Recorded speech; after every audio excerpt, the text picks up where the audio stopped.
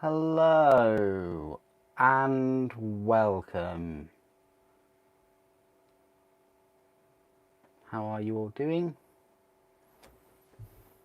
Oh, sorry about that.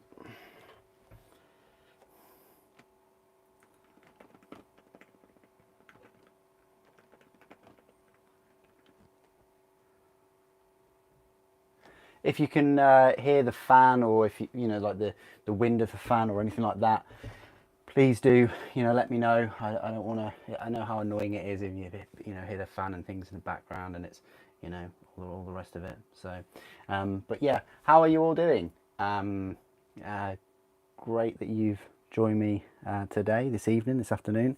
I thought I would build this Sicaran battle tank in plastic in a live stream. Just because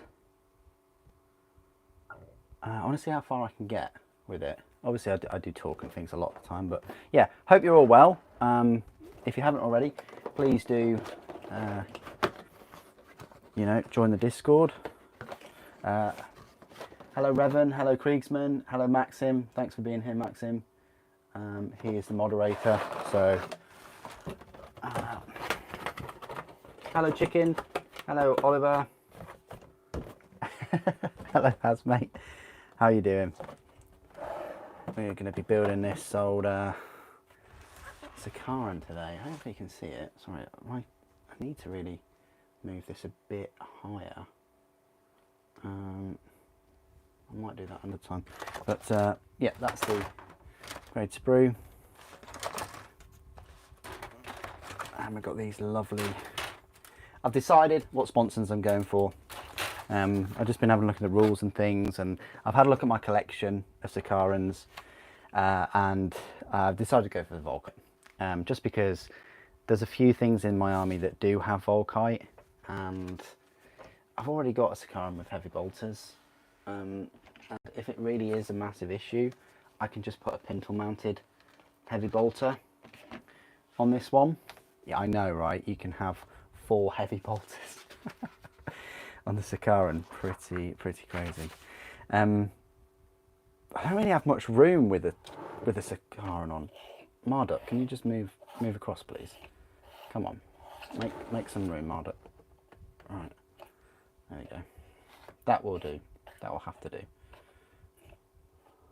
I just wanted him to be there with his chums. Oh dear. Oh, sorry to hear that. The same size as the Forge World one. I hope so. I hope it's not smaller. I can't see why it wouldn't be. Right. So let's find Sprue's C, and is this the D? No, it's B. Okay. Right. So we can crack on with the C. This is what today's video is going to be about for a little while. Is going to be side hull building, track building.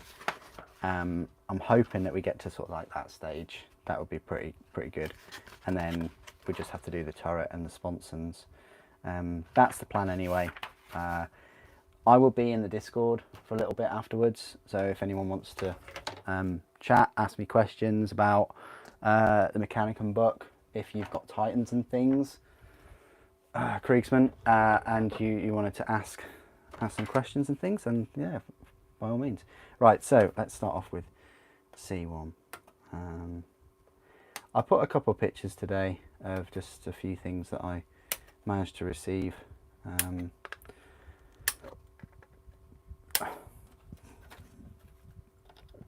It's almost like Dark Angels are complete,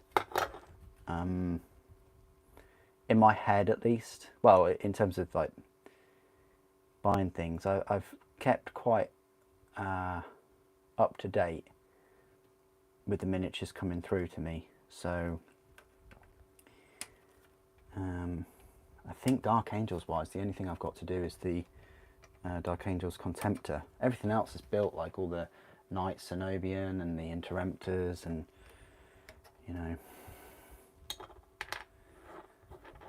Ah, this is getting a bit complex here, these parts. Hope you're all having a fantastic weekend anyway, if you were able to get some Heresy goodies.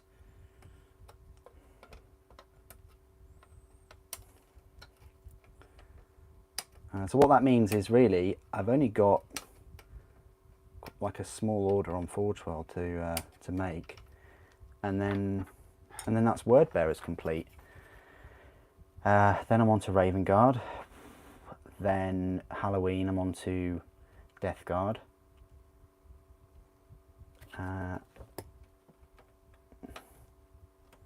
It'll be Death Guard until Christmas really, and then in the new year it will be Imperial Fists, and then around about February time it'll be Emperor's Children, and then that is it. That's me done for the Horus Heresy fixation. Yeah, I get fixated on things, everyone knows that.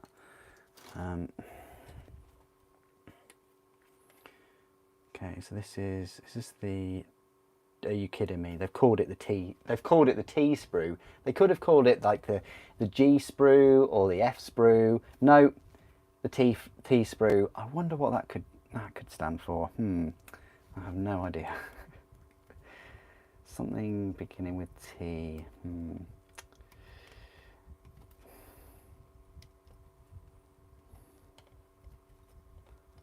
Tracks maybe?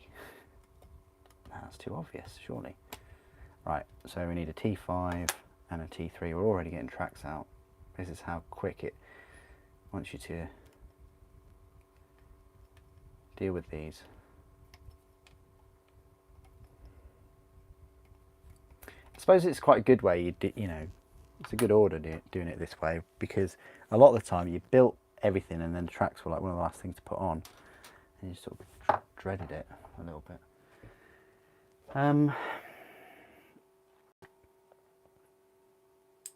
Oh, nice one, Oliver, nice one.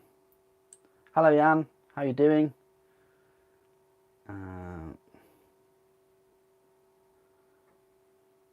Nice one, Kriegsman. Okay.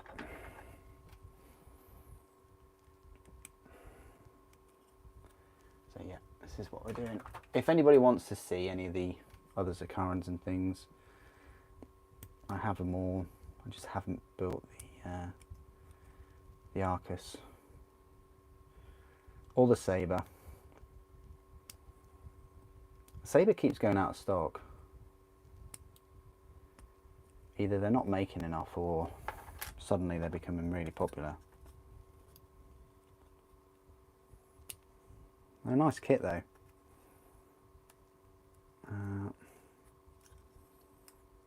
Yeah, I look forward to doing my review of them.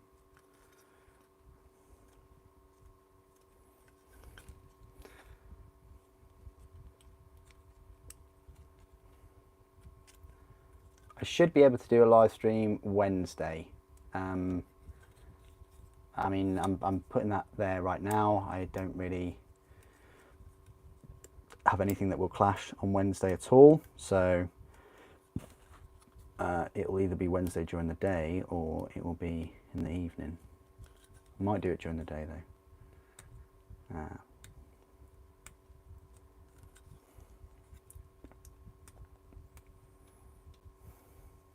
And I think that live stream will just be me finishing this off. I always have, yeah, where does this go? Ah, right. So it can't go there, it has to go into those thick sockets. That's straightforward enough, I think. Good, Jan, good. That's good to hear.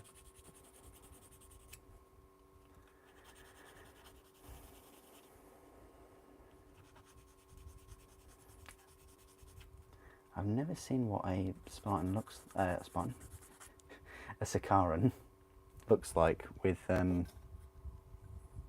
Volkite. I don't think they ever did a resin sponson for it.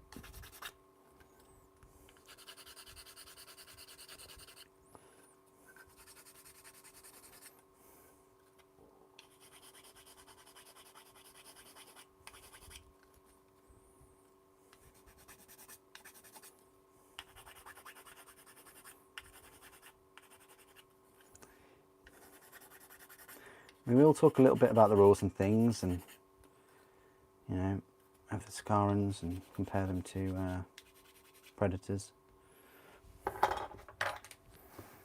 Be interested to know how much the predators will cost when they're released.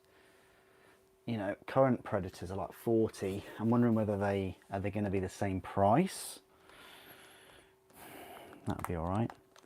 Yeah, just going through the rules then for these Sicarans. Some people might be asking, oh, super. How does it compare to a predator? Well, they're a fast assault tank, really. So they are faster. They've got slightly better armour on the rear. That's the main difference. Predators have 10 armour on the rear, and they've got 1 extra hull point. Weapon-wise, though, I don't know. I mean, I guess these have got 1 extra weapon because they've got this hull-mounted, you know, point defence weapon kind of thing. Whereas a Predator has, you know, the turret and then the sponson, same as a Sicaran. But even like the Predator cannon is pretty good now, and the Gravis las cannons. If I just have a cheeky little look, I find I'm getting better at trying to find weapons and things, but the Predator cannon is, yeah, 4 shots at strength 8 at 48-inch range. You know, pretty good. Right, we're going to use, I'm going to try and see, have a mixture of Revel glue with thick Tamiya cement. It's not called thick Tamiya cement, it's just Tamiya cement, but it is thick. No fire. Yeah. Well, let's hope so. Let's hope there's no fire. Right.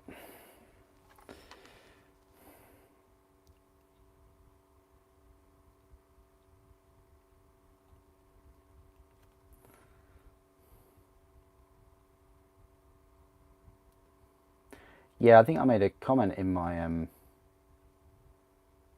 Spartan unboxing today about how Death Guard, for some reason, Death Guard can't take Spartans as transport. It's baffled me, it really has baffled me.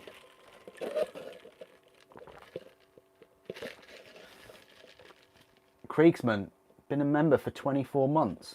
Can't believe it.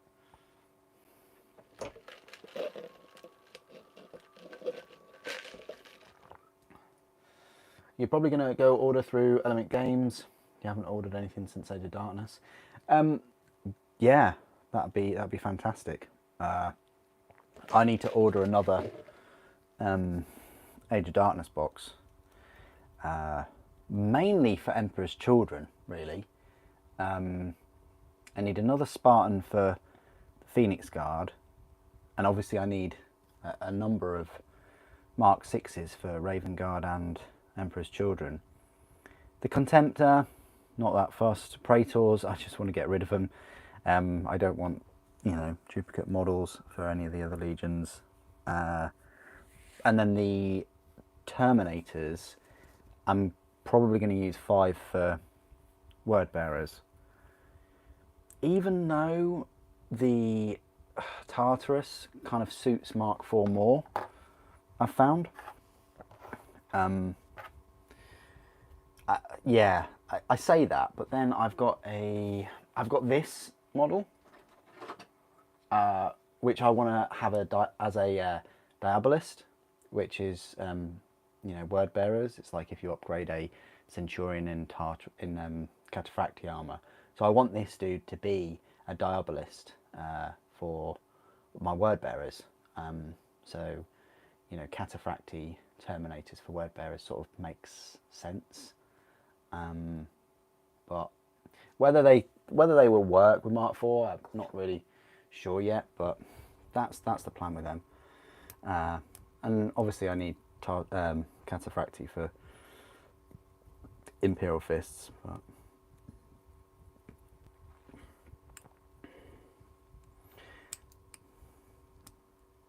and Death Guard, but even though the Grave Wardens are in Tartarus, aren't they?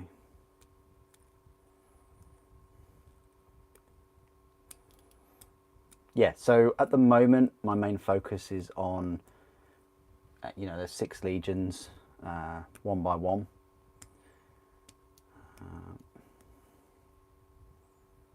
Unless I feel like compelled to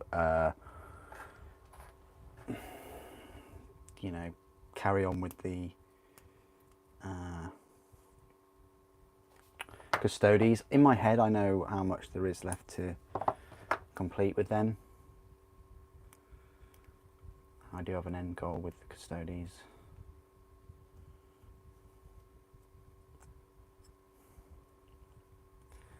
Right, I think we're missing a bit that we didn't take off, which is the C3, because I've been mumbling. And it's this one right here.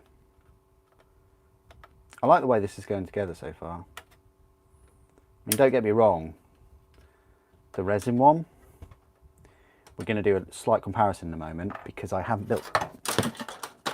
Okay, well that's just launched into orbit. I don't think I can ever do a video without dropping anything. I mean, always like gravity checks. No, I haven't built the Arcus, so that would be a good, hopefully useful comparison right now.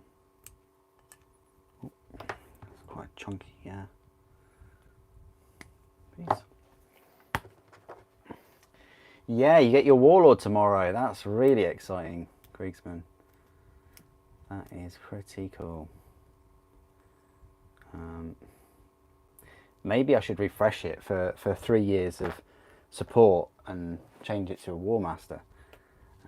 That would be fantastic. Maxim, I think you're very close as well. And Revan.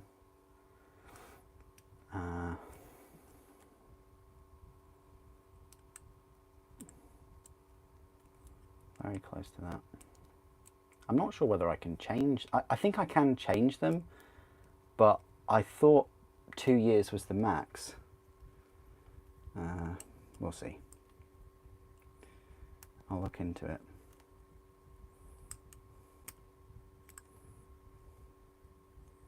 I think it's only right that I send you guys a t-shirt as well, or something, a model, just something, because 2 years is just, it's amazing. It's such a lot of support.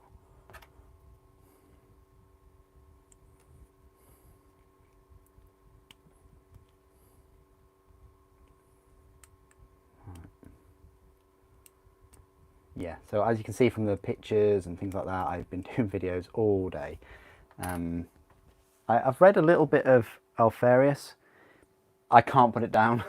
Like, I wish I'd read it earlier. But, that's another story. Same day. Nice. Warlord Day, yeah. You get your Warlord Day, Revan. Can't believe it. Right.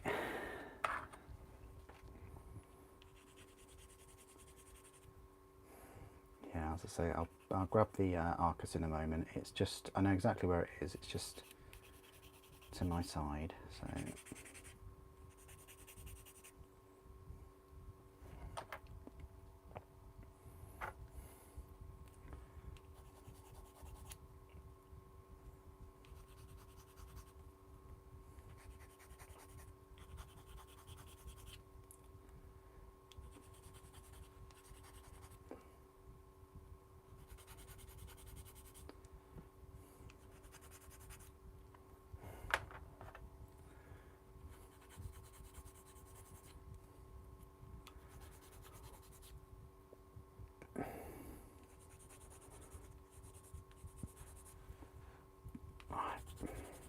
Right, let's just glue these pieces together and then we'll have a little comparison.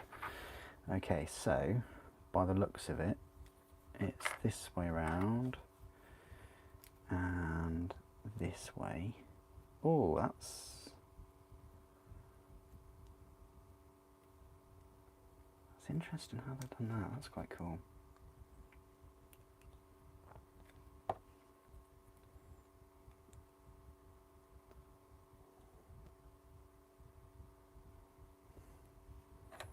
And this looks like it goes that way.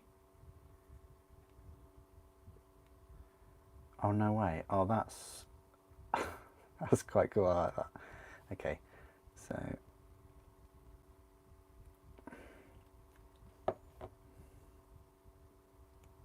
oh, like a glove even. Oh, I like it like a glove. Come on. Okay. Just lay that down gently and then we can... Only hands posters. Yeah, it'll just be a poster of me with my whole body kind of pixelated, or my face pixelated, and then just my hands in like high definition. Yeah. Oh, nice one, Revan. Nice one. Thank you. Oh, can I move? Chair, let me move. I'm just moving a couple of things around, guys, because I really want to get this some of the resin parts for you, because I think it'd be really useful.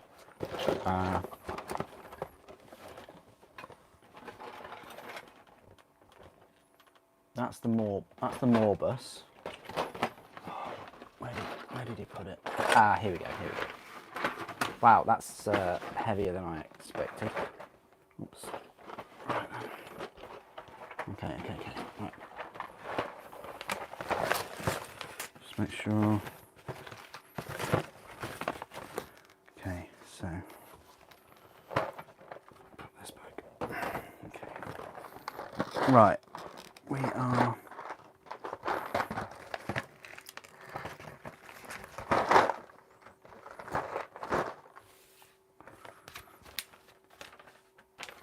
Just making sure that everything's sort of there. Okay. Thank you for your patience just then.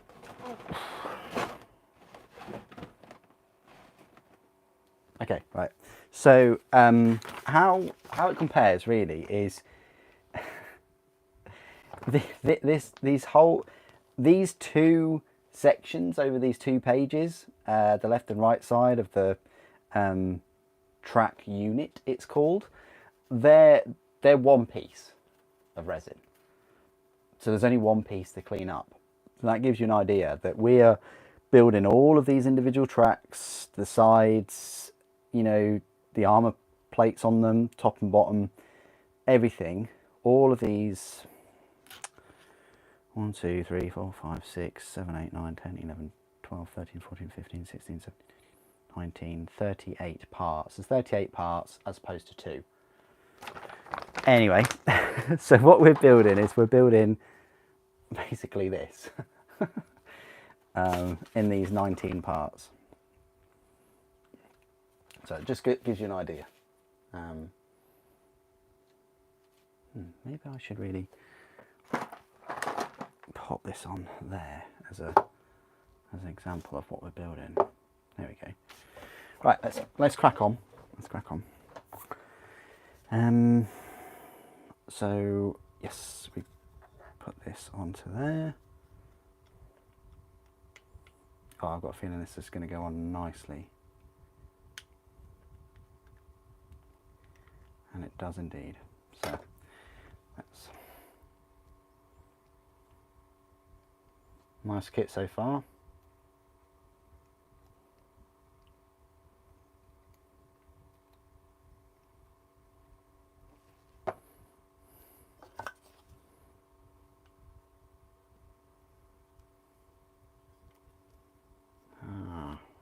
So there we are. Look, we're building this.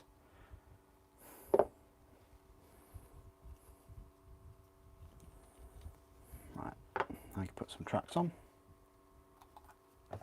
Put your tracks on, Tank. Hey Purge, how you doing? Good, thanks. How are you? Right, so we will clean these and then we'll get the back 3, and then the front 4 done, and then the top, and then the armor panels, and then that is that piece done. And then we just need to replicate that, and then just like that we're onto the whole front mounted heavy bolter. Actually, I think we can get through further than I'm expecting.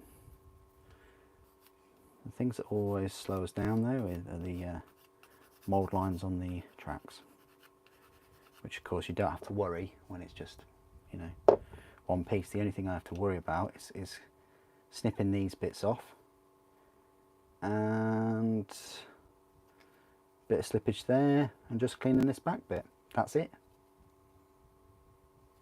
Oh well. Right.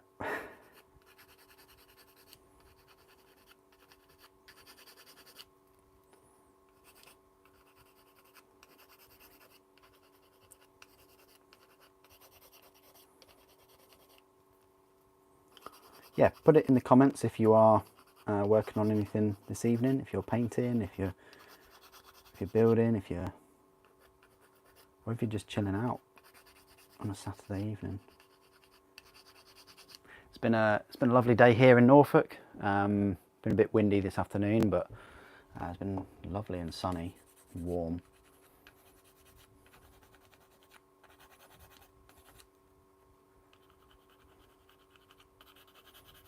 Probably need to grab a drink in a sec.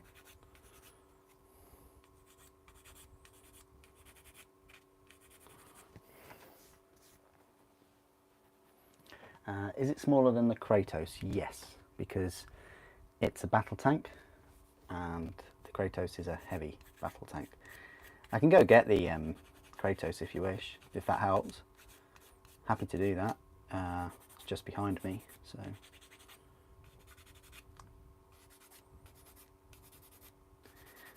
You wouldn't think it's bigger either. You know, £47.50 compared to 75. Yeah, you wouldn't really think it is bigger. I mean, Rhinos aren't bigger than Spartans. Like, just thinking about it.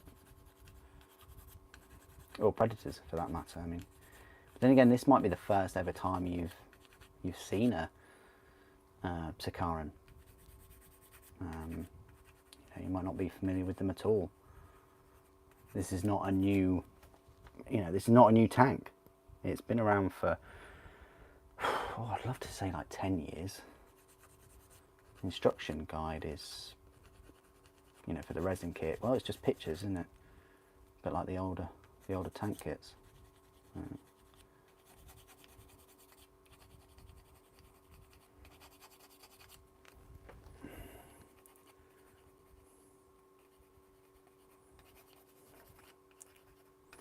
I'll grab the Kratos for you, chap. We can have a little comparison.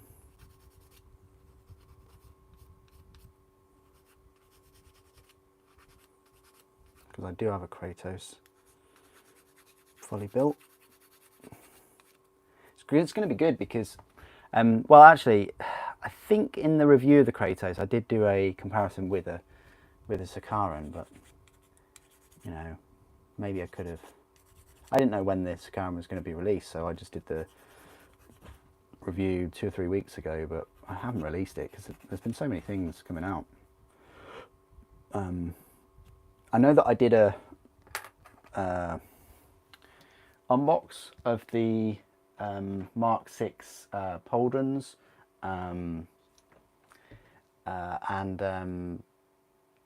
yeah, I think people were asking me like, oh, what do they look like on the models and things. Well, I'm about to do a review, and that's pretty much what they look like. I think they look pretty awesome, the Dark Angel pauldrons. And this is for my, I say, upgraded Interemptor squad. It's my Mark 6 Interemptor, or I could just use them as tactical support unit, but with the Dark Angel's livery and stuff. So yeah, let me go get that Kratos for you, chap. Hang on, because you did ask. Bear with me. Right. It is.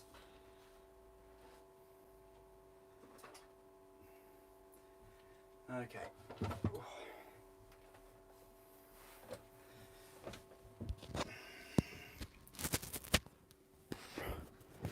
Yeah, no worries. Right, so of course, there's the Kratos even, and that just gives you an idea of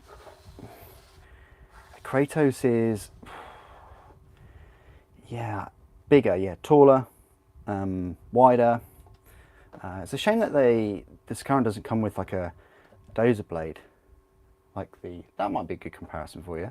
It's going to be exactly the same as this anyway, so but yeah, it's just like a big daddy of the the Sicarans. But anyway, I hope that helped. Got the and how big it is compared to a Spartan. Spartan's much sort of taller and wider and things. Anyway, more size comparisons to come, of course, at some point. Let's crack on.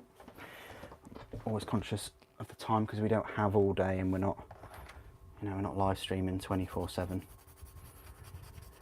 Okay. Right.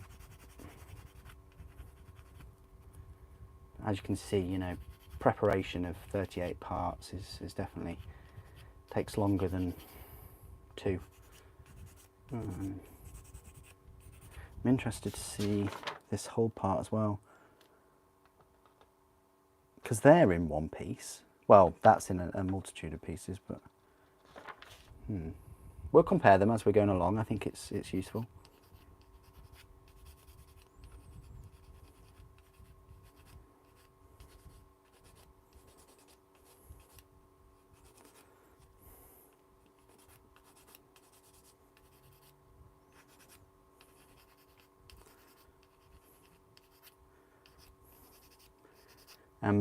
If you're looking at like all the pictures and things and the unboxings when there's a lot of things coming through, and you're thinking, oh crikey, that's a lot of units, a lot of models and things that Super's setting up, building up. It's not for one Legion. I need to make that like perfectly clear. Some of the things that I'm picking up, like the Mark IVs and the Mark IIIs, are for different Legions.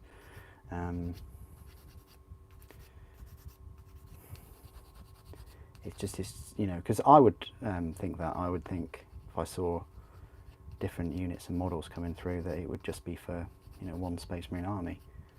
So I just want to put that out there. There'll be other units as well, like I wouldn't mind getting another Typhon, but that Typhon won't be sprayed black and it won't be with Dark Angels. It's just, I say not their style, it depends, doesn't it? But I'd like one for Death Guard. I'd like a lot of massed infantry for Death Guard and just like siege weapons, really. And a Morbus as well. I've got a Morbus, but Death Guard, they have to have a Morbus, surely. You've got that crawler for 40k Death Guard. It's clearly based off that.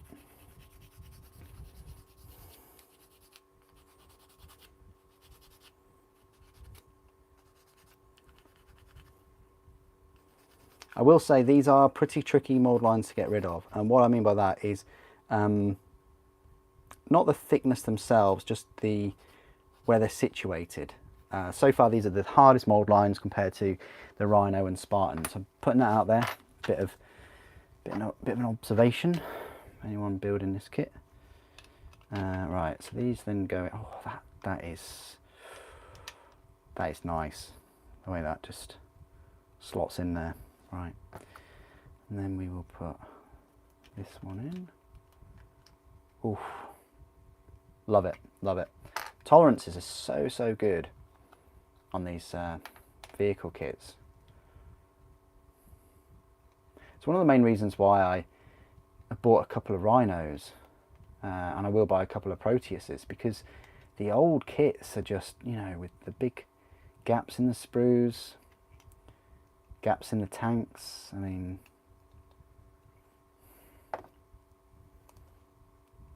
you're just not getting that with these. It's such an improvement.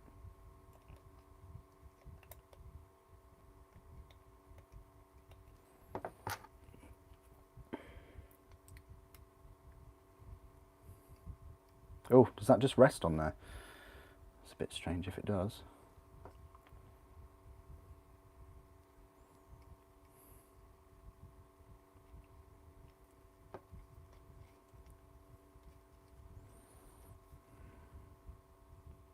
It looks like it does, so. Just reading a few more of your comments. Nice one, Kriegsman. Yeah, you mentioned that you're going to do some Russian infantry, so that's good. Yeah, nice one, nice one.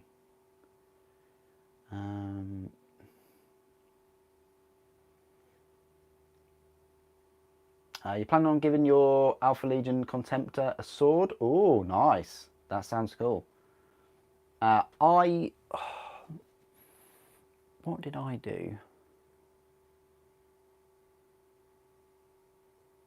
I magnetized one of the Custodes Contemptors, the Galatus, so that I could put a melter on it, I think. So I could use it as a normal one, or I magnetized the shield. I must have magnetized the shield. I have to go back and watch my video. But yeah, go for it. Oh, you're only going to add one tank to your force from the starter box. You can't decide between this and the Phobos Land Raider. Phobos Proteus. Okay. Interesting. Well, in the starter set box, you've got a Land Raider already, haven't you? You've got the Spartan, and if you're building a Dark Angel's force, your knights in a circle can take a Spartan as a troop transport. So there is that. The Interemptors can take a normal Land Raider as a transport too. So you've got plenty of options.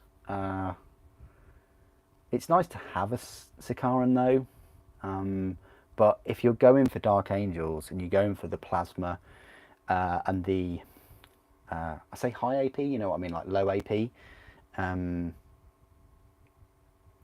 say high AP, and I would say like AP 2 and 1 is high because it's, even though it's low, it cuts through armor because it's high penetration, but it's odd how, you know, those rules work. But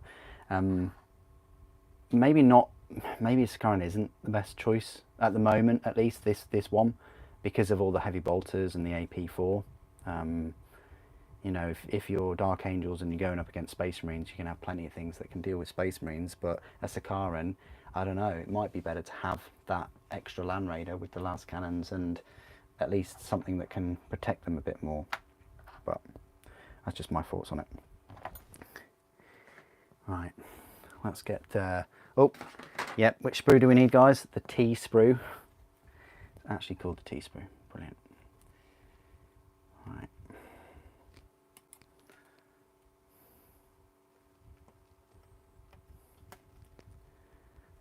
T1.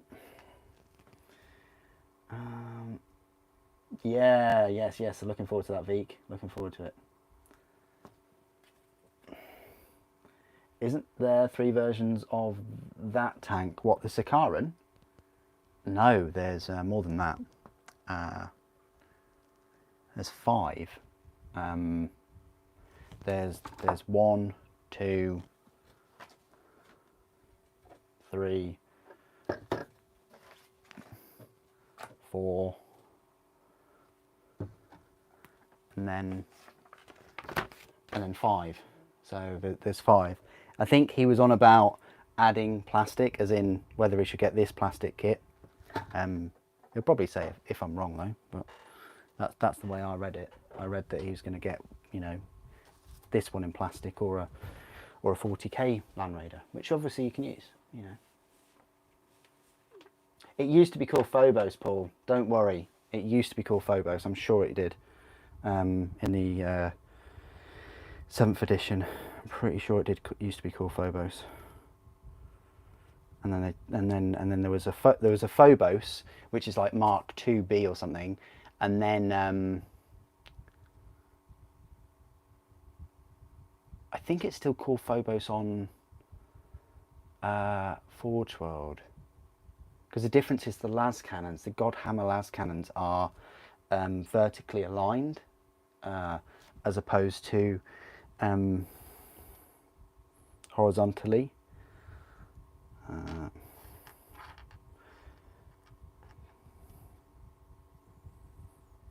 Yeah, it took me a while to sort of cement it was Proteus, because I always associated Proteus with, you know, Proteus, Armoured Proteus or Proteus Explorator.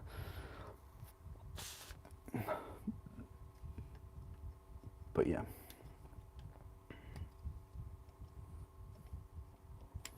So T2, and then 3 lots of T1s, wow.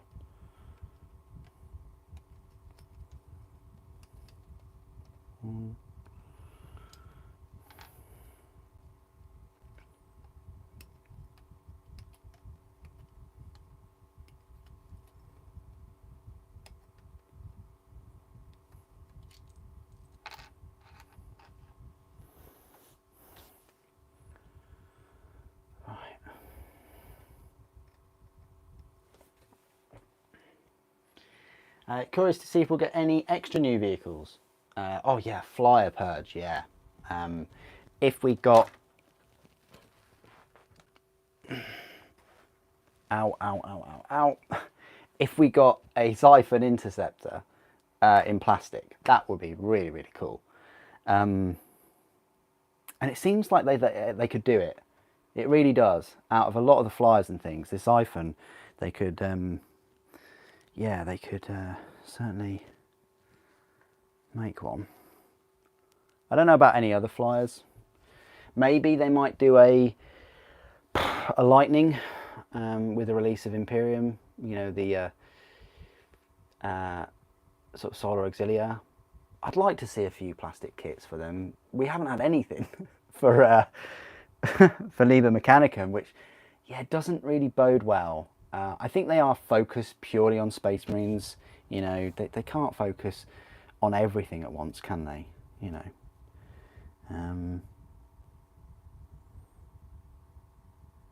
You know, and they're in a dilemma, aren't they? Like, what do? Do you wait for ages until you've got new plastic kits for Mechanicum or Custodes and then release their rules, or do you just straight up release their rules? Because I think now that the rules are out and the Space Marine books and things are out, you'd want to release those books first. You wouldn't want to wait for them. That's my thoughts on it anyway. But I've just been very, very happy with what they've released so far, with the exception of a couple of niggles that I've had. You know, there's a couple of things that they haven't really been. I think they could have done a bit better, but on the whole, like 95% or whatever of the whole release, I've been super, super happy. Right, B. Where's the B sprue gone? Oh, it's a new sprue I'm using. Excellent. Oh, I love that bit. That bit is so cool. So big. Yeah, I like that. Not sure about the cannons though. I'm sure my resin cannons are longer. I'm going to measure them because they look a bit short. B5 and B6. B5 and B6. We're steamrolling this now. We'll just get these tracks done, put these armor plates on, and we are one side done.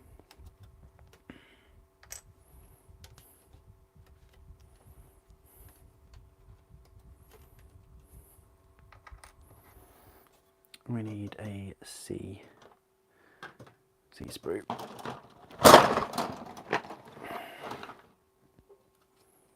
Which I think is this one.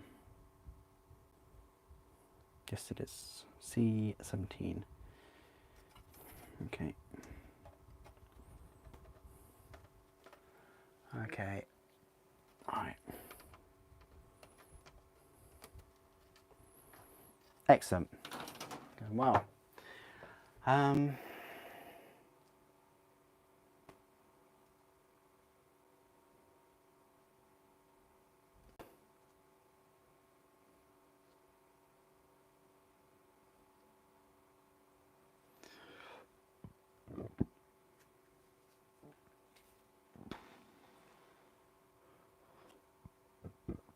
Do the resin turrets fit the plastic Sicaran?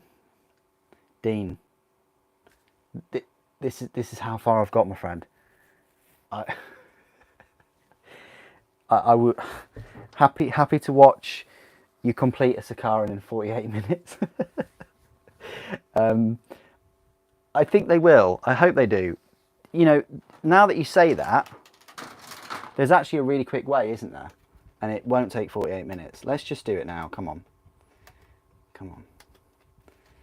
Or rephrase it. Super. Cut out the top part of the tank and just add the turret on it. Yeah. Okay. That is a positive, Dean. It fits, but is it tight?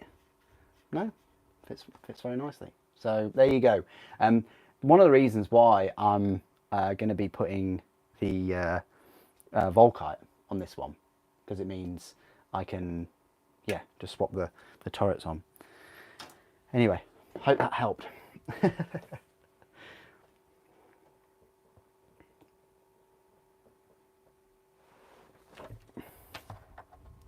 right, let's get back to these.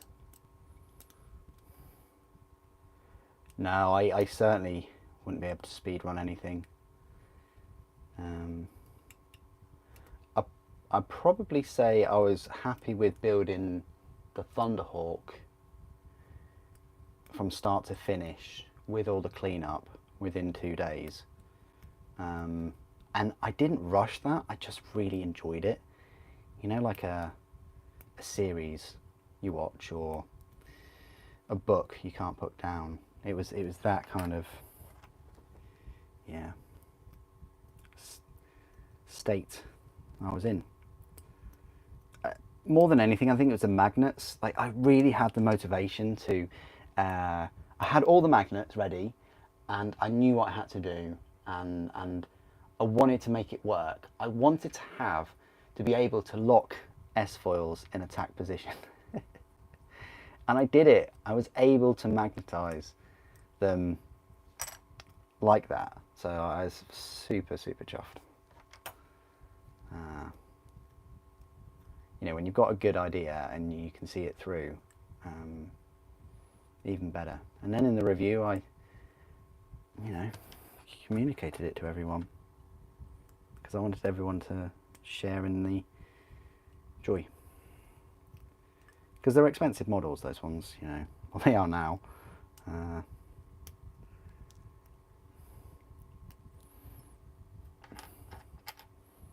And I think it's a cool feature, being able to open, you know, put the wings up and down. And if you just glue them shut, then, yeah. Also, you lose the ability to sort of mount it on a base, on a stand, a little bit, if the wings are down. But anyway, favourite model.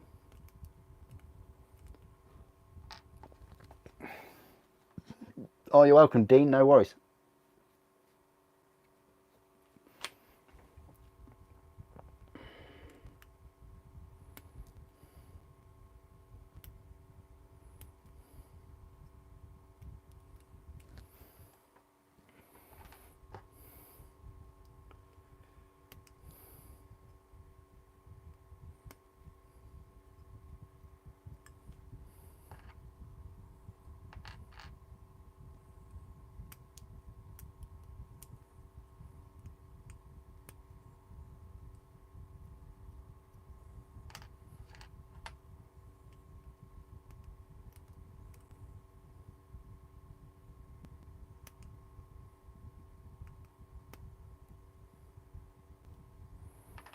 Right,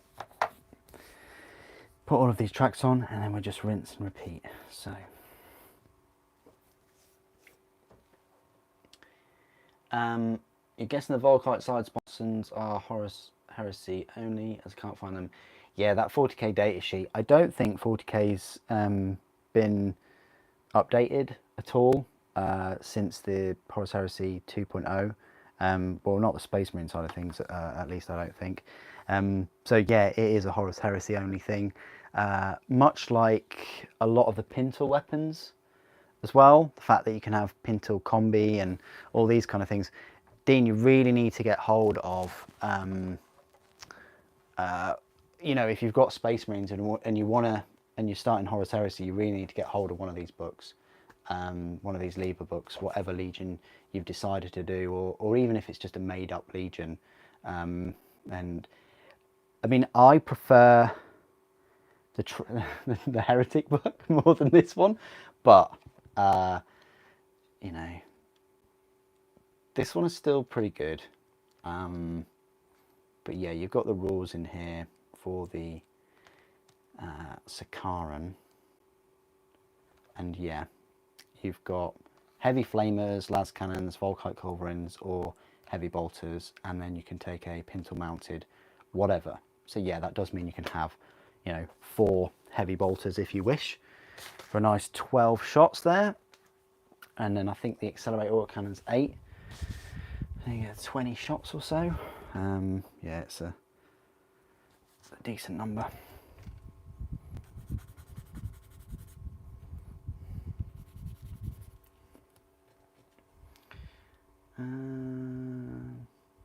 Oh, good, Griggsman. Yeah, sounds good. You've finally finished them, so you can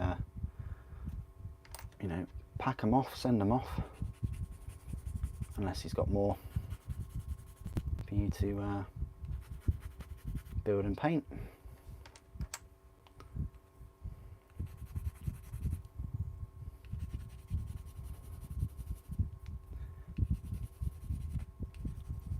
This is the thing. There's no way I would have built that in 3 weeks.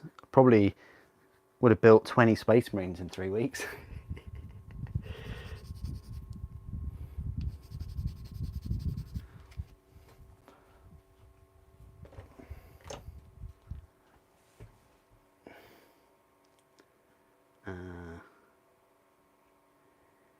You're assembling a Deathwatch force.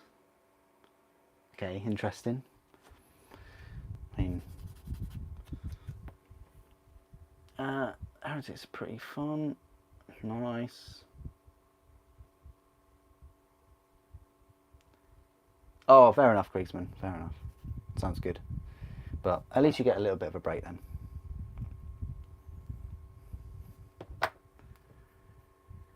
You're deciding to do Death Guard and Night Lords. You're close to deciding to just do. So, is it a choice between one or the other, or both?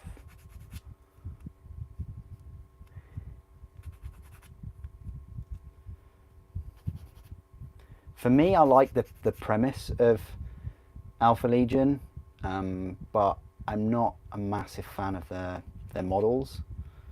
I just not. And Night Lords, I need to read up a bit more about Night Lords. But for me, definitely Death Guard. I think that influences you as well. I've read a lot about Death Guard and Mortarion and you know, Buried Dagger and all these kind of things. So, and I do have a Death Guard 40k army as well. So I've, you know, read the codexes and enjoyed them in the novels. But I am enjoying Alpharius, really am. I read Luther recently, really enjoyed that. It's nice when you're building an army, a theme army, narrative army, and then you read books and lore surrounding it. I think, anyway. But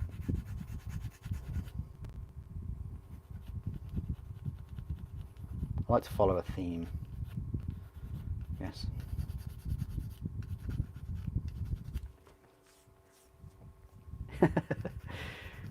Maxim's like, Night Lords, yep.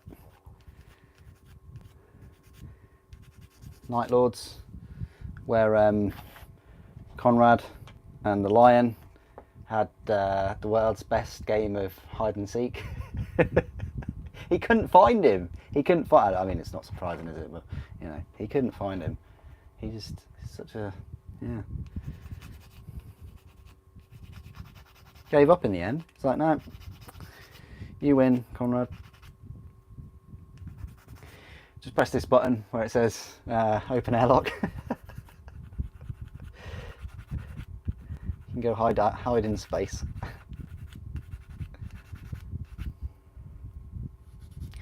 Nah, they had a little fight, I think, in the end, but I won't say too much.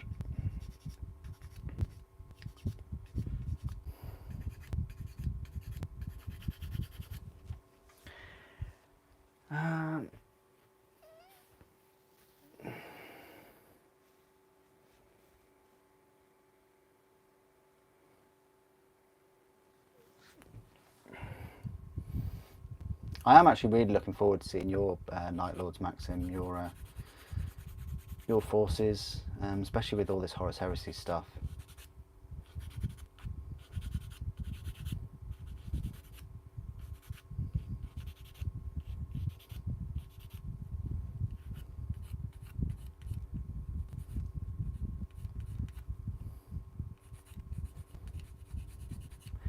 At the moment, I'm probably more looking forward to starting Death Guard, because I haven't got any Heresy Death Guard. I don't think, no. Probably more looking forward to starting them than I am Emperor's Children, but only just though.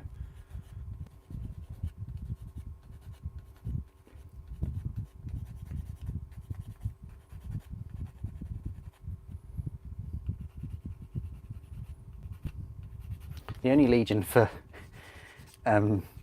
loyalists that I've really enjoyed or really looked forward to have been the Dark Angels, you know.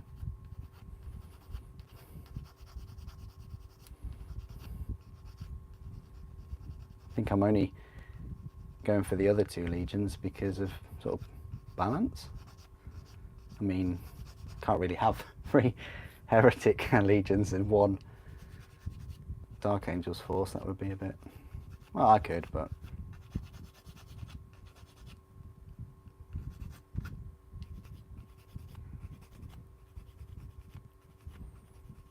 What it does though is it gives me an opportunity to pick some models and units that I wouldn't normally go for, and build like narrative legions as well. So Emperor's Children I want.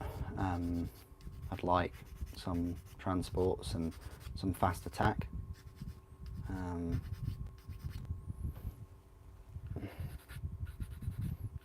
Whereas Death Guard, I'd like some siege heavy armour,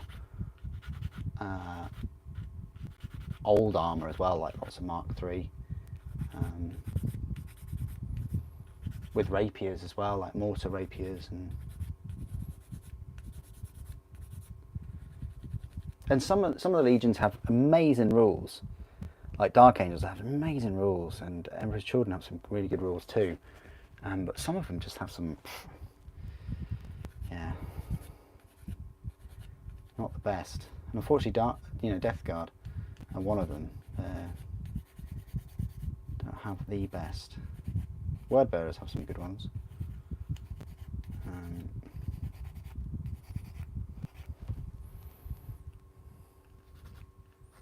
That's the thing. It is a bit frustrating when you get some really lovely, nice miniatures, and then the rules are, yeah, a bit disappointing. You need to figure out how to do the chains and the skulls. Nice one.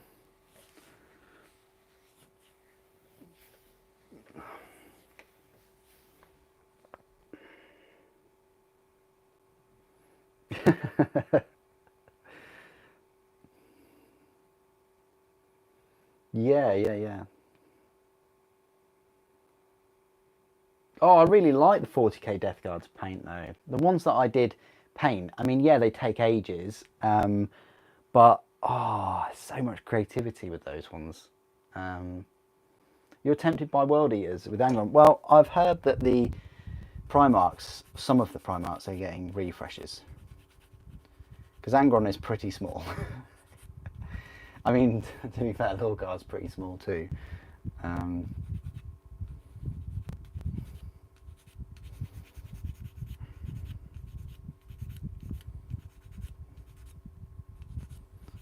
Maybe they'll make a larger Angron.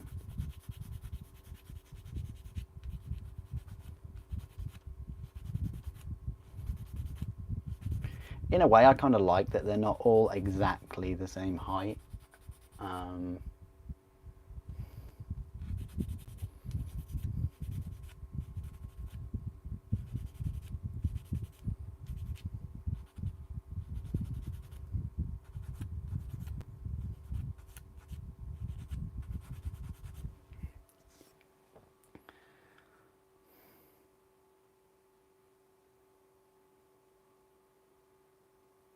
How hard assembling this? Rayhan, not, how hard is it assembling it?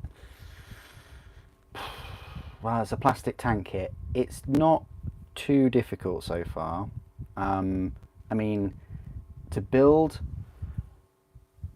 2 of these for resin in plastic is 38 pieces.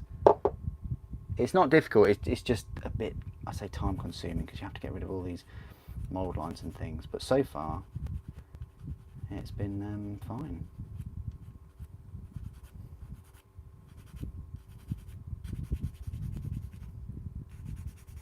Haven't really had any issues with any of the kits really. Maybe a couple of gaps here and there, or pieces have been just really tight.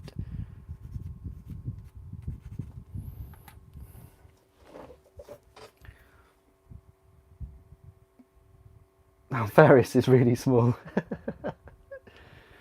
Yeah, but that ties in with Alferis's lore and his subterfuge and his abilities. I mean, he can't fly, and also he hasn't got the way with written word, and like Lorgar, or can conjure up all kinds of things like Magnus.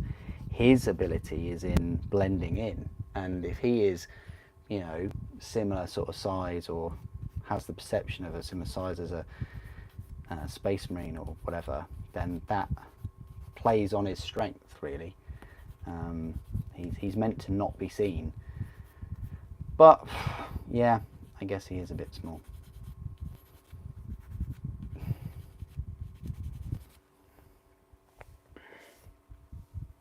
Yeah, 2 Alfarius is nice.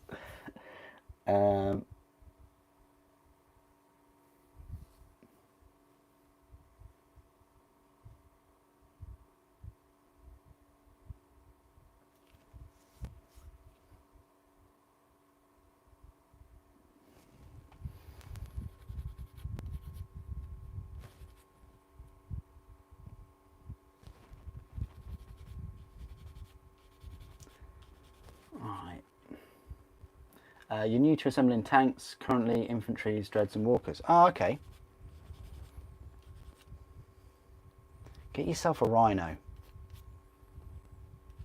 first. You're going to need a rhino anyway. If you've got infantry and dreads and walkers, a rhino, if you've got infantry, you want to protect them. A rhino would be a good introduction.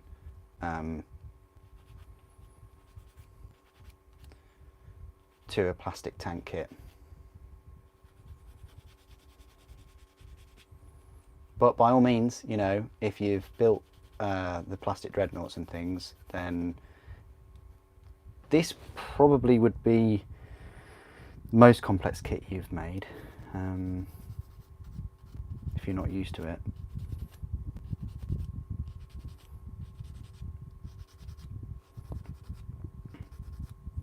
But overall, it probably has a similar number of parts as a box of 10 or 20. That's one way of looking at it, I guess.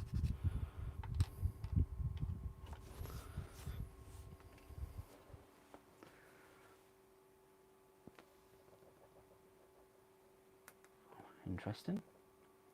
Thanks, Maxim. Whatever happened there? You love the Death Guard stuff. Nasty little rock details. Oh, yeah, I can imagine, yeah, fair enough. Yeah, it can be, I guess. Yeah.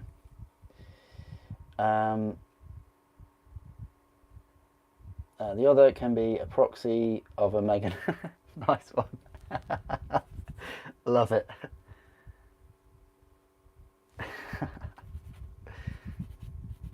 that's great. Makes sense having two Alphariuses.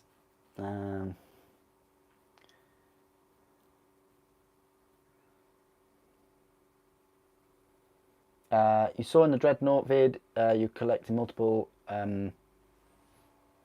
Horus Heresy Legions. Which ones? Also, I really like your profile picture. Yeah, so 3 traitors and 3 loyalists. I've made my mind up. I was thinking for ages which loyalist legion to go for, and I finally settled on Death Guard. Death Guard? Are they loyalist? Oh, they were loyalists for so long, weren't they? For Dark Angels, just because I really like the minis and the lore and First Legion, and it's the Lion, and yeah, and Plasma, and the swords, and the Knight. Just there's so many, yeah. So that's the Loyalist Legion, the main Loyalist Legion I'm going for. But during the course up to sort of February, March, I'll be going through 6 of them. So after one Loyalist, I'll swap to a traitor one. So the next one you'll see some videos on after I've reviewed all of the Dark Angels units and things. Specific ones will be word bearers, and then I'll switch back to Loyalist and I'll go for some Raven Guard. Then we'll go back to Loyalist, sorry, Traitor even, with some Death Guard, which I'm probably looking forward to the most out of all of them because I don't even have a single Death Guard 30k mini. Then we'll go back to Loyalist with Imperial Fist. Now that was the hardest decision for me to make because I really like Sanguinius and Blood Angels, but I'm not really a fan of the models. Like, hey, if you like the Angels Tears and you like the Incendious Dreadnought and the Leviathan, that's fine. You know, you go for it.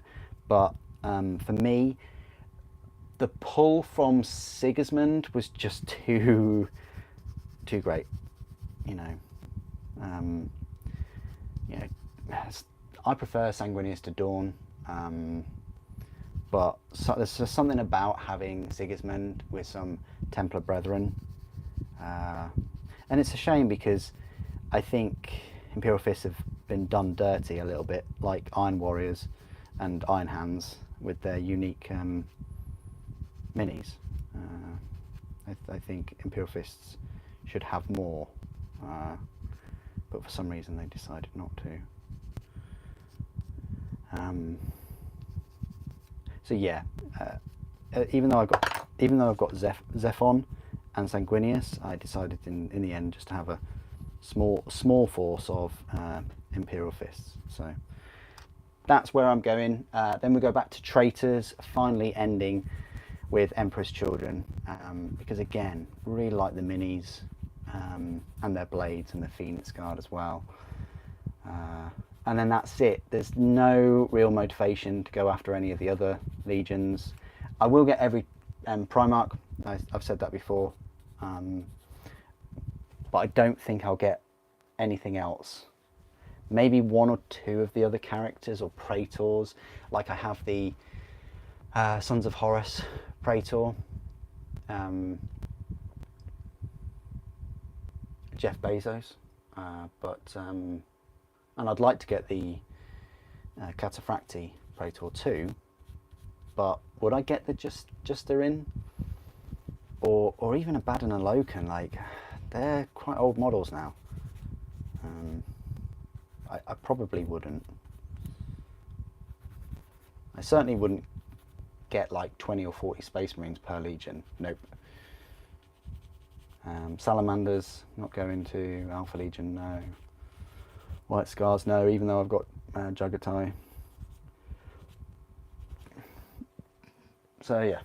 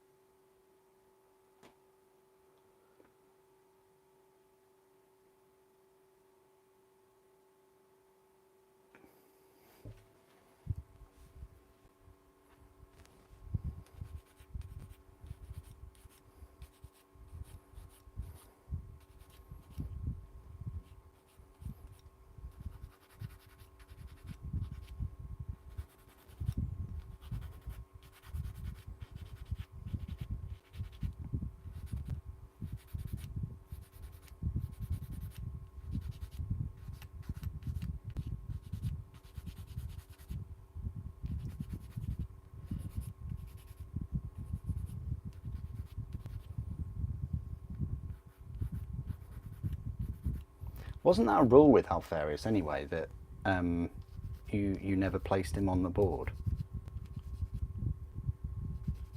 And Alfarius could be any Space Marine, which is a little bit disconcerting even. That's the one. Because wasn't the assassin, the Calidus assassin, with the polymorph was that Harry Potter? Poly potion that could just like appear, be like, hey, I am the assassin. That should be a thing though for Alfarius, that he could just be any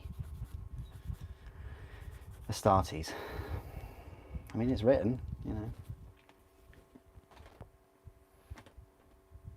Revan, if you get Horus Heresy, you'll get Alpha Legion. Okay.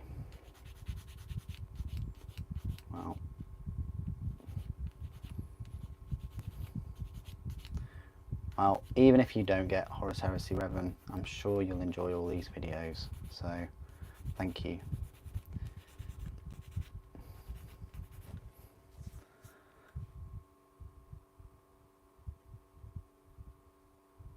Yeah, that does sound good. There's quite a few of you in today. How are you all doing? Please do put in the comments what you're working on.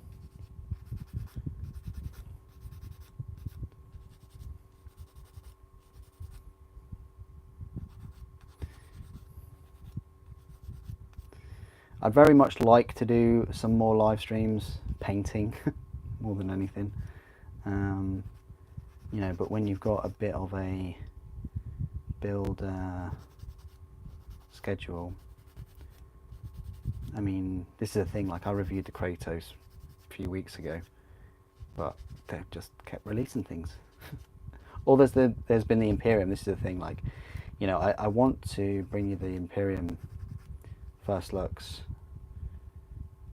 very soon after I get them, and that has put a few units and models on the back burner. You know, it would.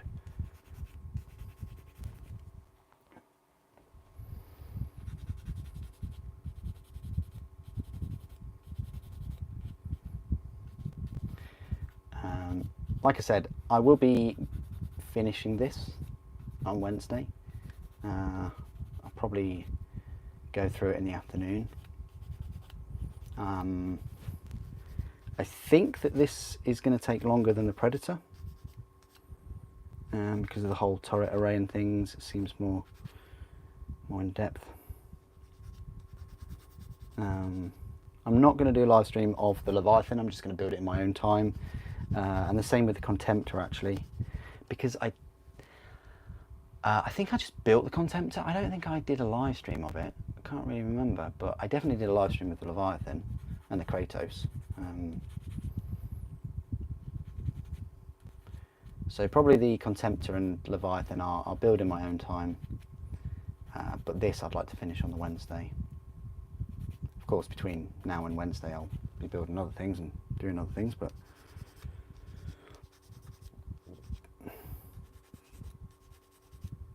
what that means is Saturday, next weekend, there could be an opportunity for some painting. Open to suggestions. It could be a mystery. I could just decide myself to paint something at random. I could continue painting Titans or Knights. I'm not massively keen on painting any of the Horus Heresy models, because I don't want to end up with like part of the Dark Angels coloured when I go for like a full range review.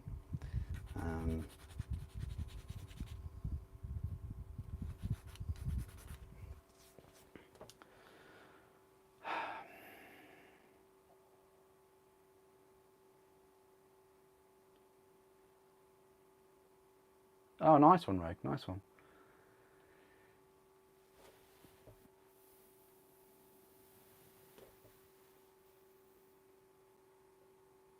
You're torn between the underslung storm cannon or twin link volkite. What for the... What, in a underslung storm cannon? Are you talking about like a normal contemptor?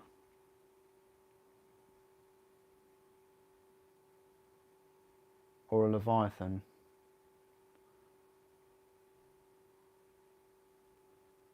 Interesting.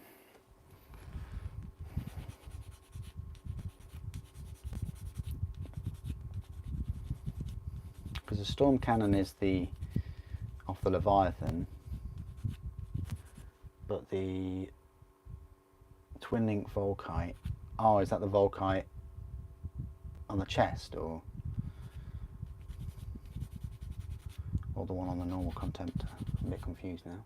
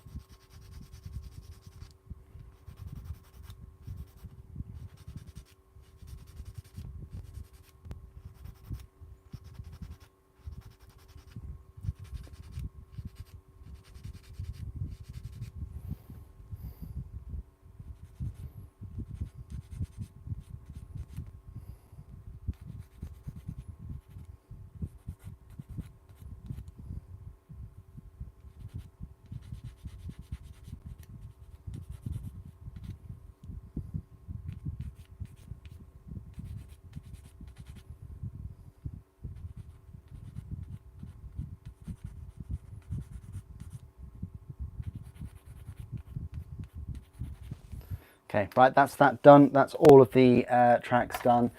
They do take longer than you expect. So let's kick it off with these two at the back. I'd sort of brush them before you put them on, because, well, you don't want the kind of glue mixing with the dust, but it's not too bad. You can always brush them afterwards. It's not the end of the world. Okay, let's see if this will slot on.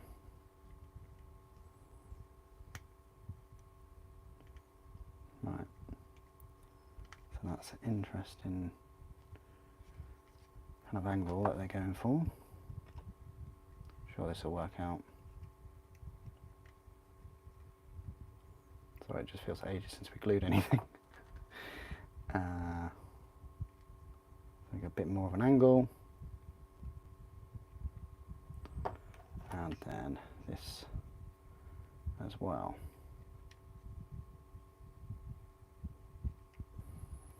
So that's strange. I mean,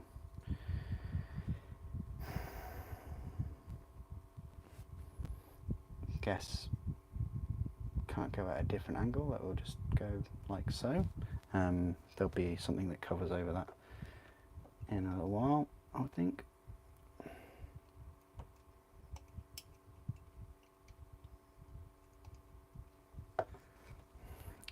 So we go for a 2. And that's really strange that it just rests on there, but oh well.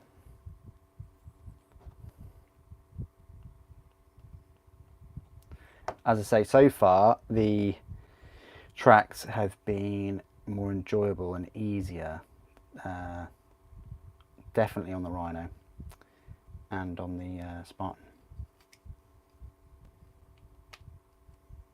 Why would it go all the way?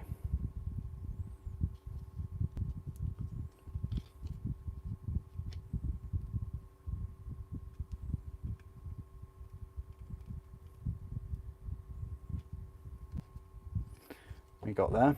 Bit of a struggle.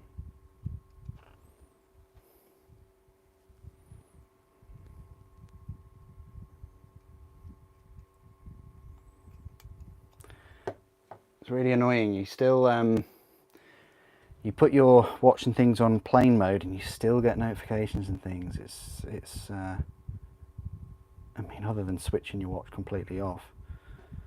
Do we ever get a break? Okay.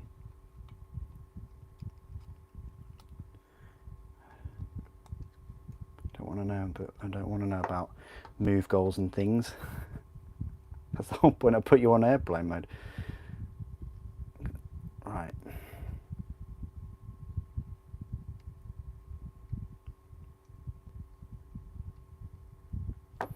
Right, so this is the final long part to go on. A mixture of gluing over the top of those, and that should just slot in quite nicely there. Yeah, that goes together very nicely. I like that, but that has taken us almost an hour and a half to build that, which that could have been done in 5-10 minutes. 5 minutes if you're rushing, 10 minutes if you're really detailed. So there you go. You know, that is an extra hour, and it depends on how much you get paid an hour. But you know, you times that by 2, and okay, it's not almost as much as the you know, resin kit itself, if you just worked it out on minimum wage, for instance, but it's considerable, you know.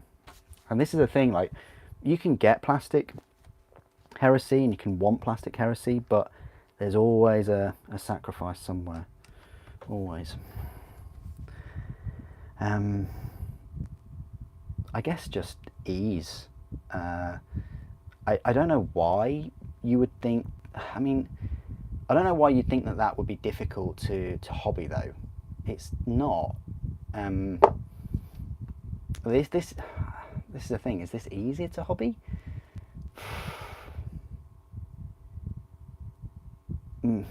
Maybe, but you're comparing 19 parts to 1 part. I don't know, it's a different material, it's a different sort of kettle of fish, isn't it? Right, and I've just noticed that this is probably goes on a strange sort of, oh, okay, it just goes on like that. I was overthinking that. Okay, let's put that on there. Perfect. Right, and these, oh, that just, oh no way, that's cool. Right.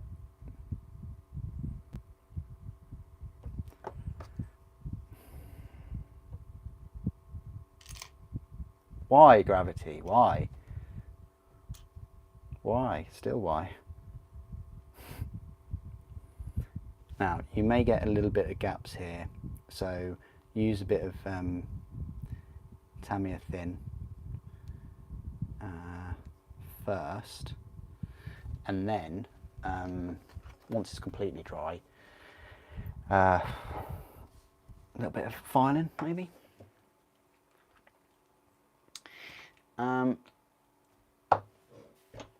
Oh, it's going okay, Tristan, thank you. Yeah, fine. Is this one going in your secret Iron Warriors army? Brad.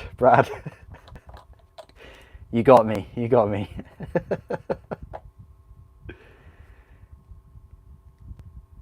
You'd think that. You really would think that with the amount of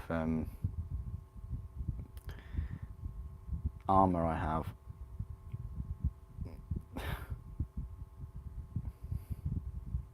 But no, it's not. I know you'd like me to do Iron Warriors. I know you would. But nope. I think this one just packs over the side of here.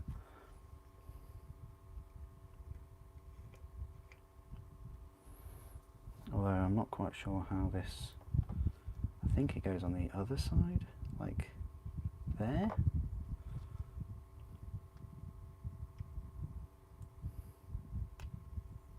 No, you thought right.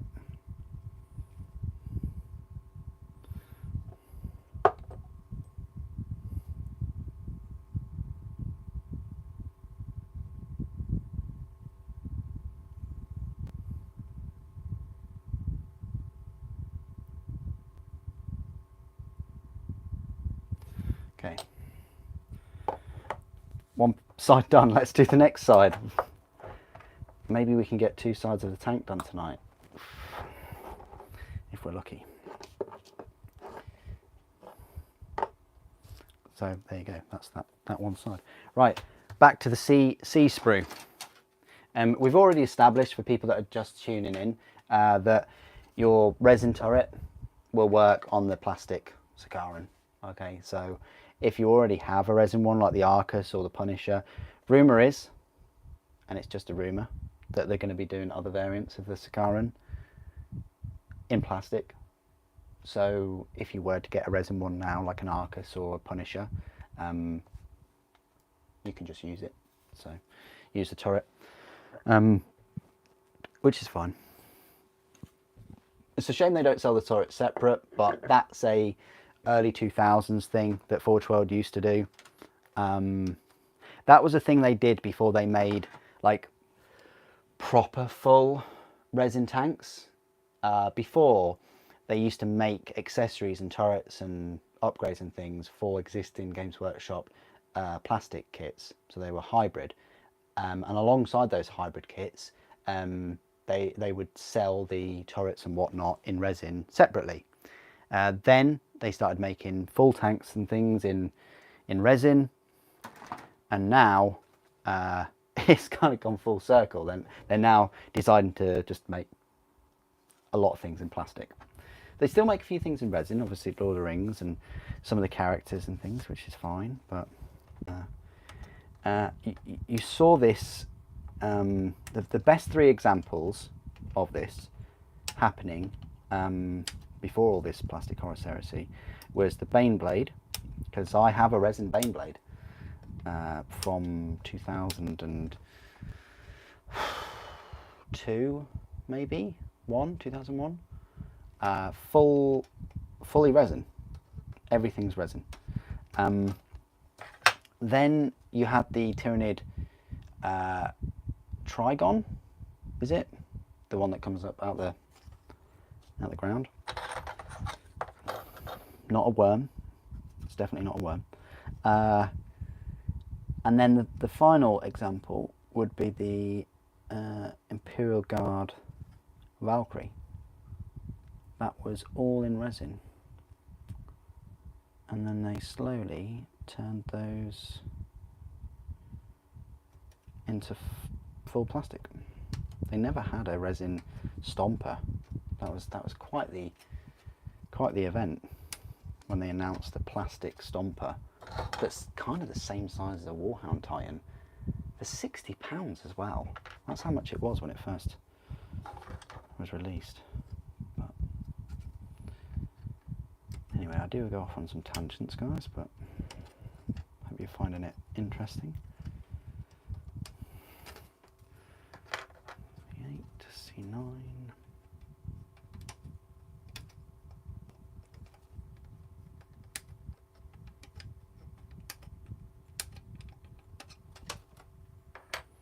C10.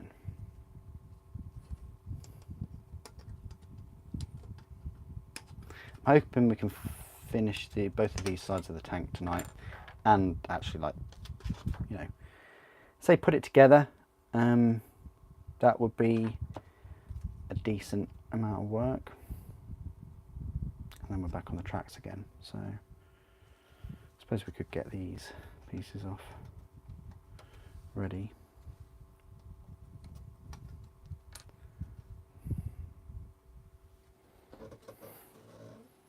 Right, right, here we go. So, ow. B7 and B5.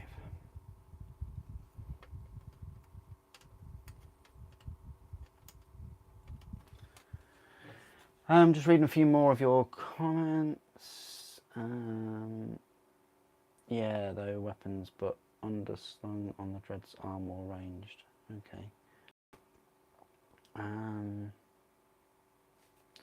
Anyone recommend decent painting guide for a newbie? The official Games Workshop one's good. Yep. Nice.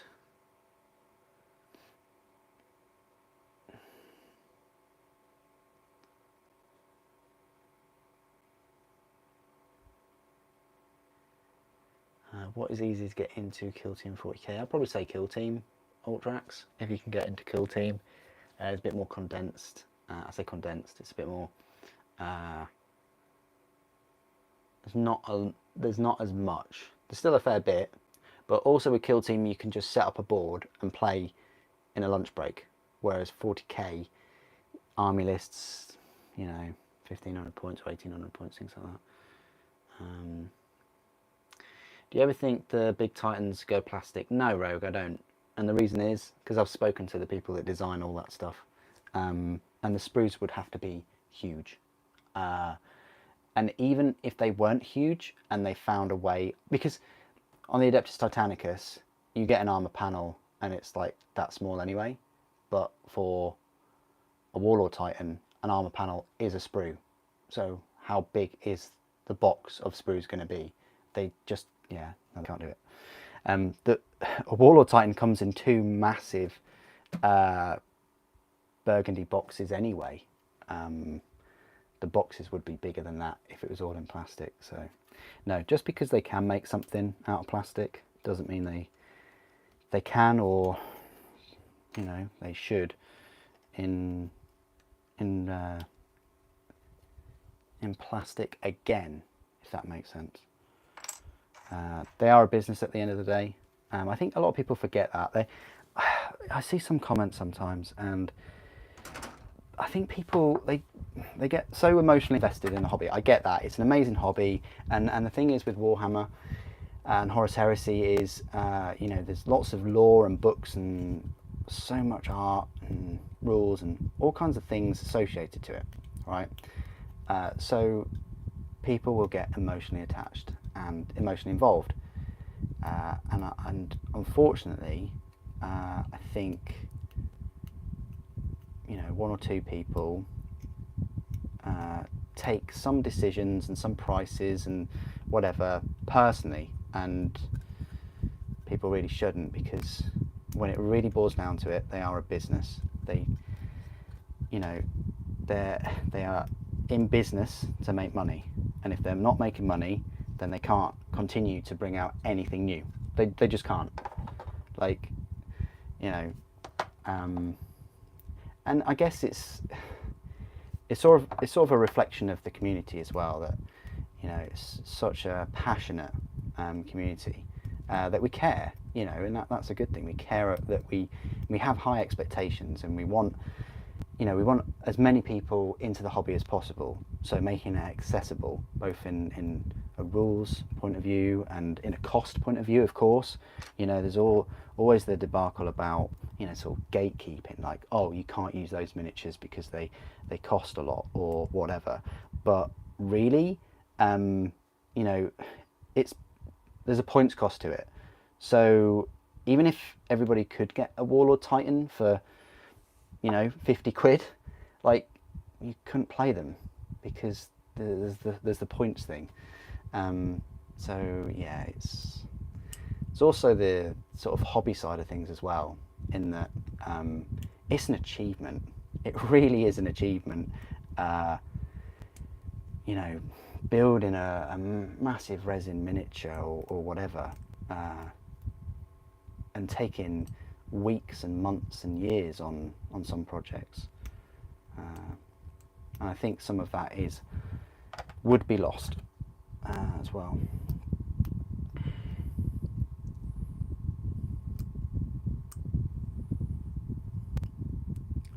A lot of the time as well, it's not even driven by money, which is odd for me to say, but I think sometimes sculptors and designers are given free rein. So they have a budget obviously, and then they get a group of designers or whatever with the artwork and the lore and the story, and they say, right, design these models, sculpt them, and then only when they've done all of that, and then they try and work out how to make it in miniature form using CAD, is the point at which they come in and say, okay, excellent miniature, excellent Space Marine or whatever, or excellent Morgan Ra, but we're going to have to price him at £27. Wait, hang on a minute. Why is he £27? Well, he's for a Xenos faction, which I'm not singling out Xenos factions. They're not as popular. It's, you know, Space Marines sell more Space Marines than any of the other armies all put together. So already you're on a back foot in terms of sort of sales for it being a less popular faction. Then it's a specific HQ choice and a named character. So there's all these factors, and then you only ever need to get one of them, and then it can only be put in one pose. There's all these little factors that eventually make up why things are the way they are. But one of the catalysts, I think, for expensive box sets like the Cultist. I don't want to bang on about the Cultist box set or the Dark Commune, but I think one of the catalysts, unfortunately, guys, for £30–35 box sets that we now see, and like, you know, like Howling Banshees, £30 or £35, whatever they are for 5, is Intercessors. It's Primaris. Primaris was the first army that introduced, you know, a small number of miniatures. This is before Custodes, for quite a high price point. And whether it's a coincidence, but ever since that, a lot of the box sets have had fewer and fewer miniatures, fewer and fewer accessories, extra parts, options to pose since then. I don't know whether costs have dropped. Like, you'd really need to be an accountant or, you know, be part of GWHQ to sort of work that out. You know, obviously wages always increase, they have to increase, but production costs, like, they might save some costs in the CAD, but they might also have to spend more in utilities, but then they might save a bit because of the all the solar panels, but then they might have to buy more warehouse space because they've got more products. It's, yeah, there's a lot to sort of work out, and we can only really second guess, but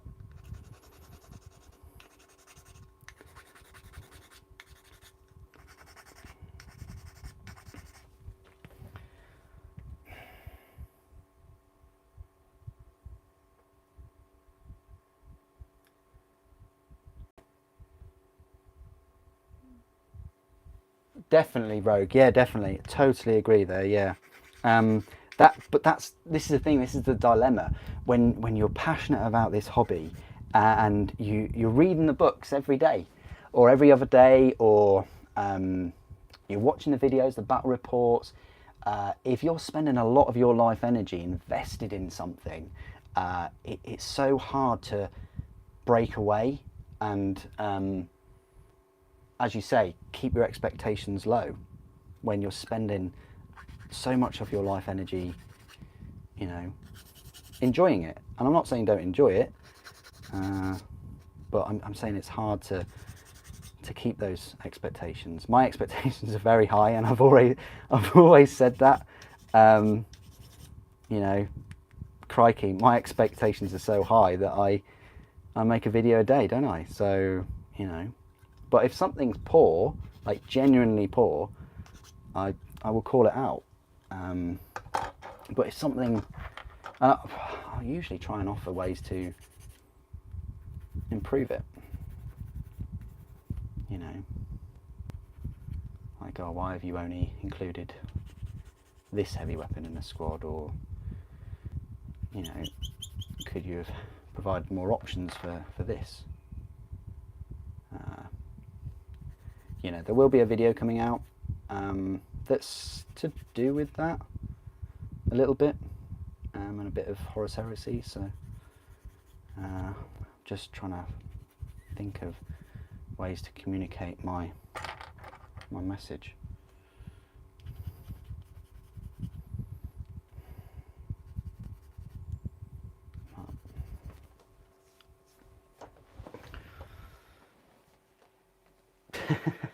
Yeah, that's true, yeah.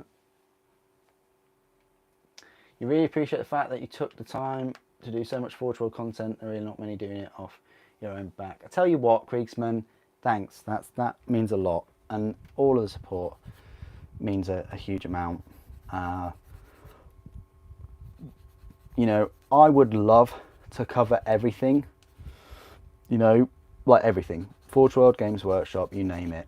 But as you can see, I'm already making daily content. And I know how difficult that can be, just to take 5-10 minutes out of your day and watch a video. You know, and that's just one video a day. I couldn't even imagine if I started to upload multiples, and also where I'd find the time. But there's nothing more that, you know, I would love to show everyone, you know, oh, look at this Lord of the Rings miniature, or oh, look at this Age of Sigmar Warcry thing, you know. Love to. But then there's the building of it. You know, put it this way, I was so busy last year that I completely skipped reviews of the second wave of Lumineth and the Soulblight, and I dodged reviewing my Gloomspite Gits, which I was really looking forward to reviewing. And that's not because I had a hiatus for half a year. I still did daily videos. It was just because I was that busy with the other content on the channel.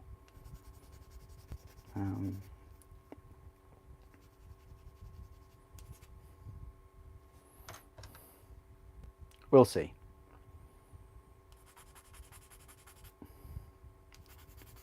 I've already said that I'm not going anywhere near Leagues of Votan, you know, the squats, so that might give me a bit of time to catch up with Lumina. You know, Rogue Idol, Maxim, bless him, is shaking in anticipation for that review.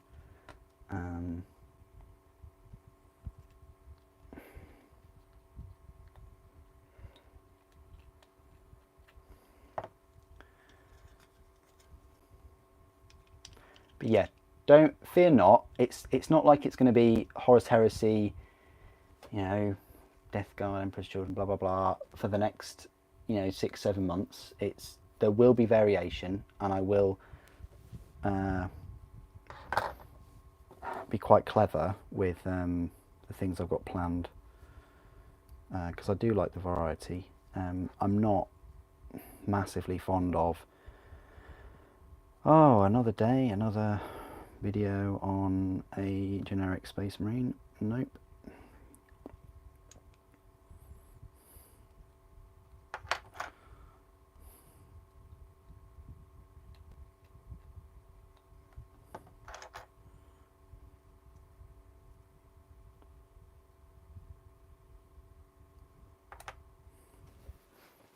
Oh.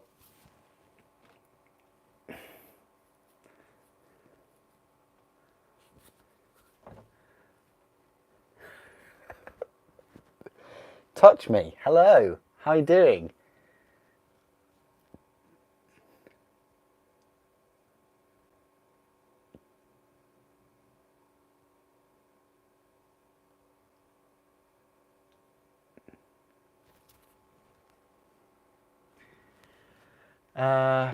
Forge World content talked you into buying that Punisher Assault Sicaran. Oh, it's a lovely kit though, isn't it? I mean, come on, like it is beautiful. Touch me. You've been you love all the effort I've put in. I like to put in a lot of effort. You've been lurking for 5 years. Only 5 years. Wow, I'm sure there's a few people that have been about for over 5 years, but have never even put a comment in. So, yeah, greetings. Oh, that's a good suggestion. But if they did that and I did sign some kind of NDA, I don't think I could be. I don't think they'd allow me to be as impartial as I like to be. I don't know, because that's the thing. I like to be impartial. I like to say it how it is, or how I think it is. Probably a better way to say it. We'll see.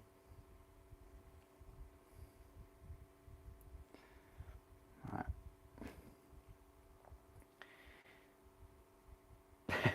Fair enough.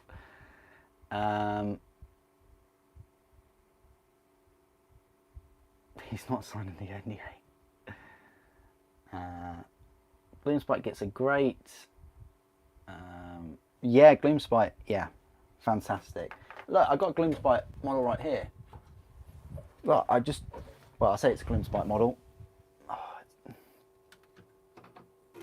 it's my bae. This is the most exciting model you'll see all day. Look at her. Oh, she's my bae. She's absolutely stunning. Oh, brilliant, brilliant. There you go. Right, excitement over. Yeah, I need to review. I'd like to review her actually.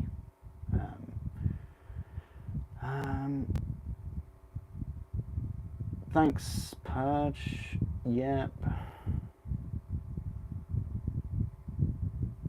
Oh yeah, it's good. Oh, sorry. I know, right? Yeah, it is shocking how time flies. Right, let's put this on there.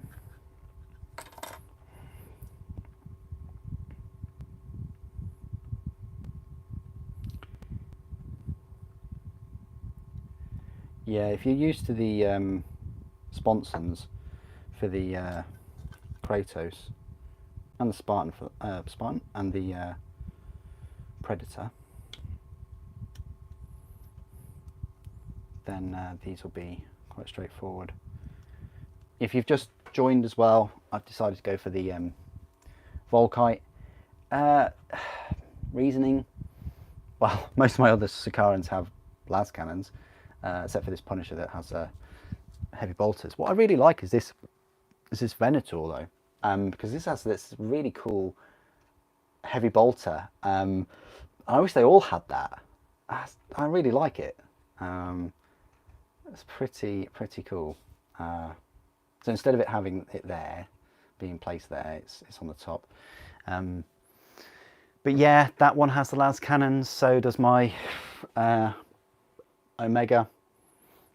And I think so does the Resin one, the other Resin Sicaran. I don't know why I didn't bring it over here. It's partly painted, so.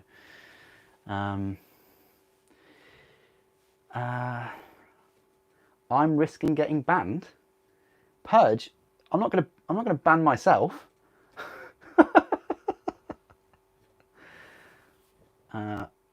Hello, Hugh Janus.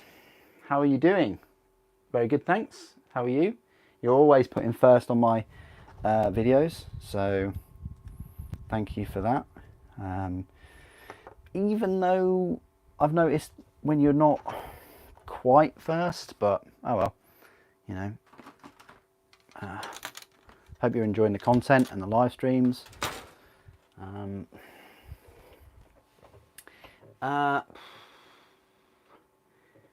Well, here's internet rumours.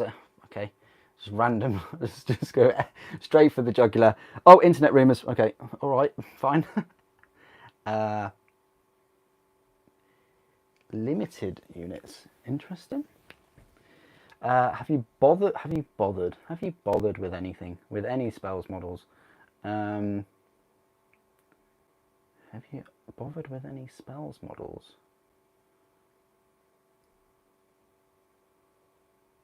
With any of the spells models? I've got loads of other Gloomspite Gits models, like my moon. I'll just moon you. This is brilliant. I love it. Absolutely love it. I mean, I could sit and paint that for like hours, probably not get bored. But that's on its way. Maybe that's a. Haven't quite built everything for Gloomspite either, so really should get on that. Volkite is OP. I don't know about that. It's AP5. No, I don't think Volkite is OP. You're getting one more shot at a worse AP. Deflag rate has always been a thing, so right, T3. I think it looks cool, Volkite weapons. And anyway, I'm doing Dark Angels, so everything's going to have plasma, and it is OP. That's fine. I'm happy with Dark Angels plasma being Assault 3. It means my cheeky squad of 10 of these bad boys will pump out 34 plus breaching shots. I'm very happy with that. All that the Inner Circle Knights Titanic Greatswords, Tyrannic Greatswords even, Titanic, that'd be good, have Murderous Strike. Happy with that. That's what I'm going for. Nah, I rarely game anyway, guys, you know that. Like, I'll even have a game with these. It would be nice. Maybe beat up some Emperor's Children. That'd be funny.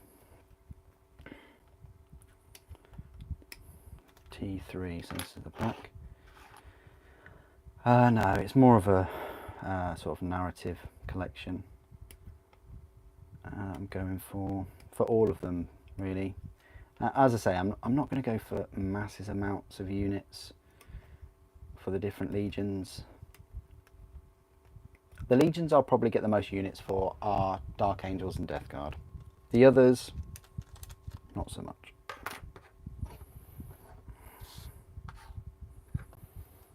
T1, so 2 lots of T1 and a T2. I'm going to get a drink in a minute, guys. I'm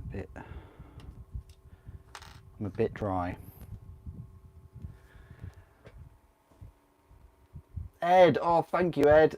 You're absolute superstar. Thank you. I really appreciate that. You legend.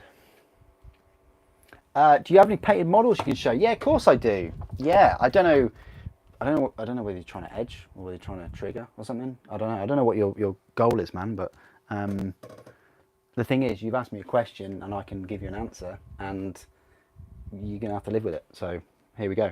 Here's a painted model right here. It's called a Warlord Titan, and it took me about a year and a half. Hand painted every single piece and then put it together. Really happy with that. Not a lot of people know this. Well, it seems like not a lot of people know this, especially people that build and paint, but you can actually take the top off this Titan, the head even, and you can paint the inside. Like, there's actually detail and things in here. If we just have a little cheeky look, you can paint the inside. That's amazing, right? Amazing. Yeah. So yeah, there's one painted model, which is equivalent to, I'll probably say painting some about an army or two. So, but as Legolas, no, as Gimli, if you want to be a Gimli about it, you could say only counts as one, but then you would be a dwarf. So, but yeah, excellent. Endless spells. Ah, yes, endless spells. I think that's what you were trying to get at, weren't you? Endless Spells, would love it. I have got the, I've got the loop. I haven't got, I have, yes. You've just reminded me. Thank you so much. Is this what you talk? Oh, hang on. This is what you're talking about, isn't it? These. I do have the Endless Spells, look. Yeah, that's what you mean. Brilliant. Tell you what else I do have is this. This miniature, which is a staff exclusive Troggoth metal. I put it on a round base. It came with a square base, but really proper heavy. Every time I pick this up, I think, is it going to break? I don't really trust the glue. But yeah, I've got the Endless Spells for the Lumineth and things as well, which is really cool. You know,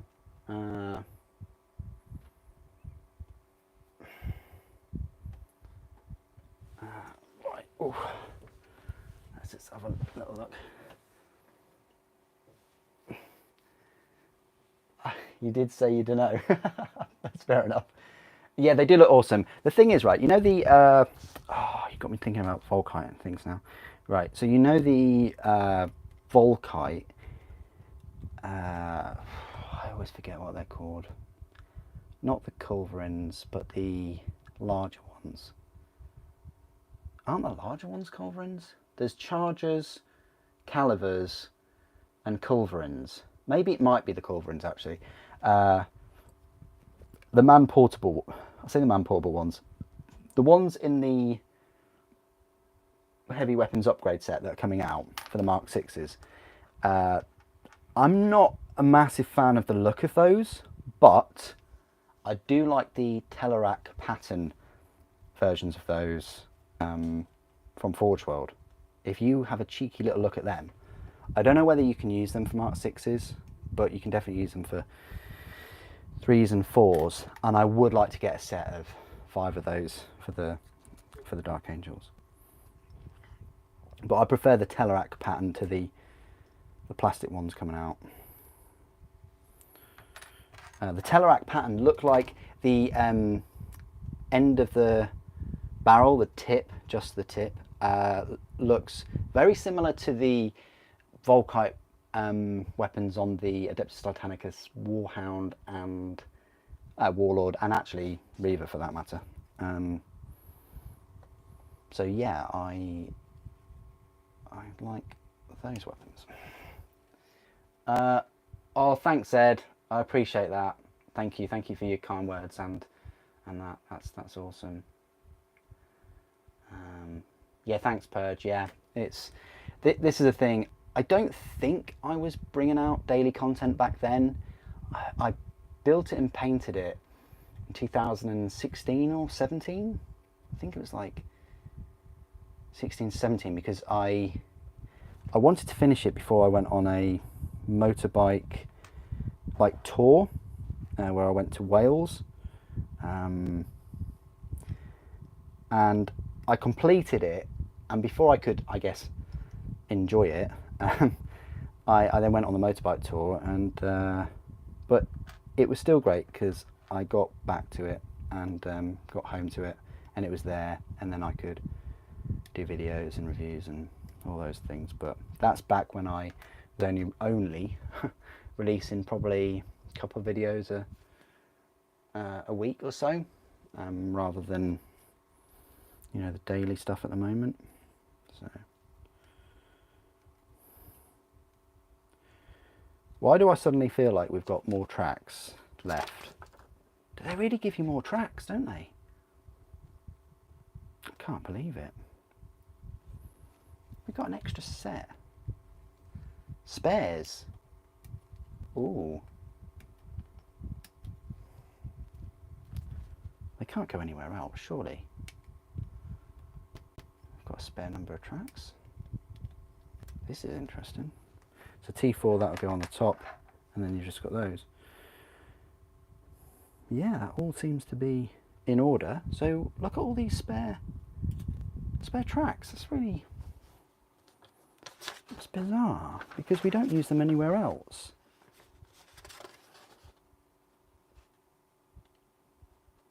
Is this the track sprue from the Kratos then? Something suddenly dawning on me here that this could be the track sprue from the Kratos. I think it is. I'm gonna say it is. Right, I'm just gonna grab a drink because I've been talking for like 2 hours non-stop. Thank you, Resin. The Trogoth. The Trogoth. Yeah, that Trogoth. It's quite a big Trogoth, isn't it? As well. Like if you compared it to these ones. Pardon me. Look, it's quite. I mean, quite a big Trogoth, really. I like the spider myself. I mean, this is the thing. I haven't reviewed these models and things, so yeah. But I like the spider. Look at this spider. Brilliant. Just throw that at someone fully painted. Now, die, surely. It's a really nice kit, actually. I want a couple more, but you know, I just wanted I wanted a naked spider. No, that's not right. I just wanted like a bare bone spider. I might even get these skulls off it, because then I'm going to have one with the gloom spike jumping all over it and things, and you know. But yeah, I built all those a couple of years ago in December and really enjoyed them. This one's a good one too. I like that one. Good. Anyway, I'm just sort of showing you all my trolls. What I should be doing is showing you my... I nearly said it. I was going to say it. I've got a Moirax there as well. Let's just put the Moirax with the Volkite. I'm just going to pop and get a drink, guys. BRB.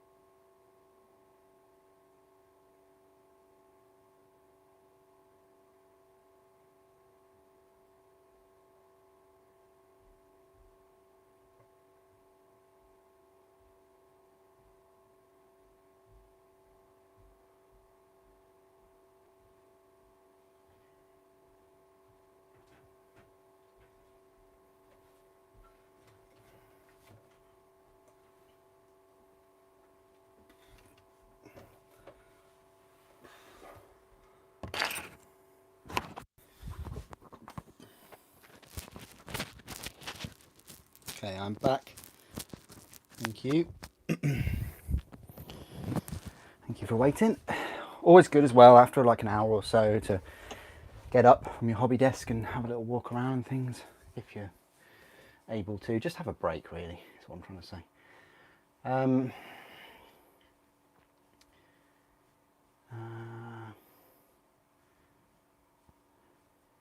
Yes.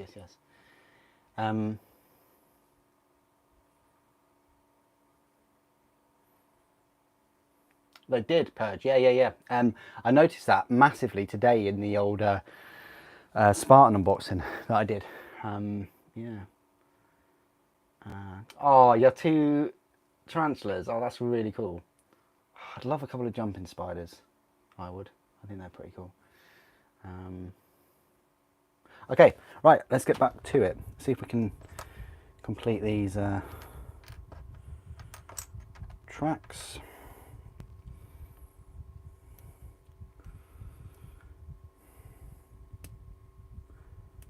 Yeah, hoping we get Resin Horus Heresy next weekend, on the Friday. I'd like to see the Emperor's Children be released. I mean, like Lucius.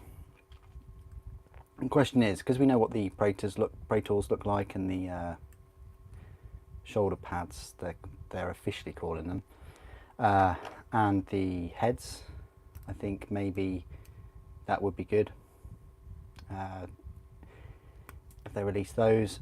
I'm not sure whether I'd like all of them to be released at once though. You know, what's Lucius going to be? What, £35? Praetors are going to be 30 and 35, so that's 100, and then 30 for the pads and heads, so £130 or so. It's quite a big chunk. I don't really want to start Emperor's Children until February time.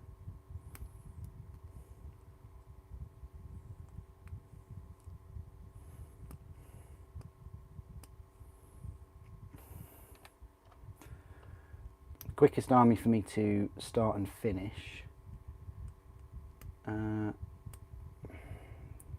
probably going to be Raven Guard.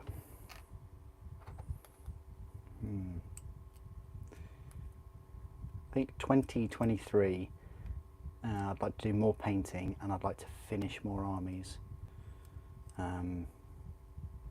Finish Sisters, finish Sisters, Adeptus Mechanicus, finish Custodes, finish Chaos, finish Grey Knights would be good.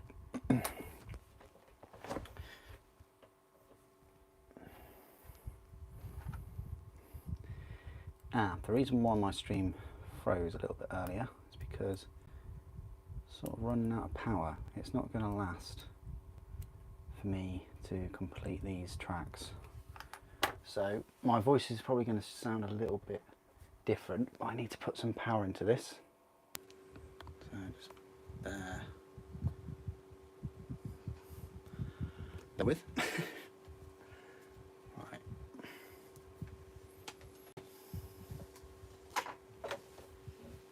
this power cable. Hopefully you can still hear me a little bit. I'm sure everyone will tell me if I don't. Let's move that Morix back. I haven't had time really to look at the night rules or the Titan rules and things in the new book, so hoping I can do that a bit later on.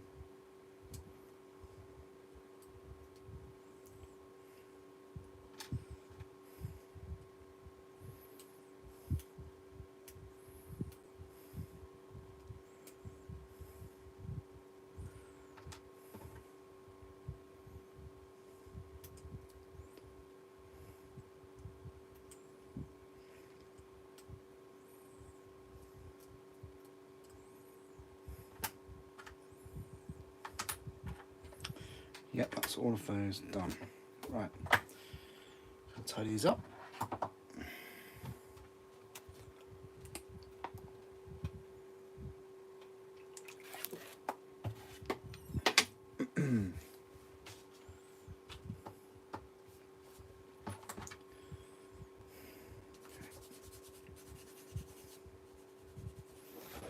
Once again, please do put in the chat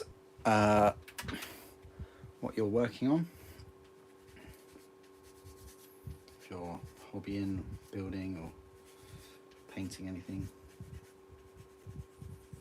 It's always interesting to find out what people are working on.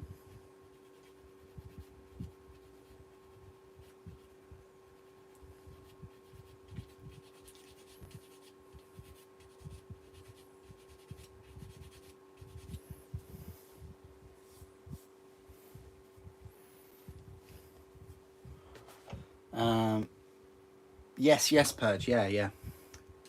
I'm not massive fan of like tarantulas, but if I was going to get any spiders, it would be jumping spiders.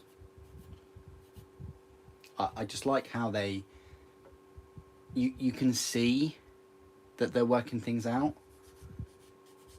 whereas I just don't get that with any other spiders. They're relatable. That's what I'm trying to say, I guess, if they can be relatable. Titans cost the same points as before. Have they got even less weapons though? I know that they don't have any more weapons, but yeah, it's, you know, for how much they are, Titan owners really do get the dirty done on them. They really do.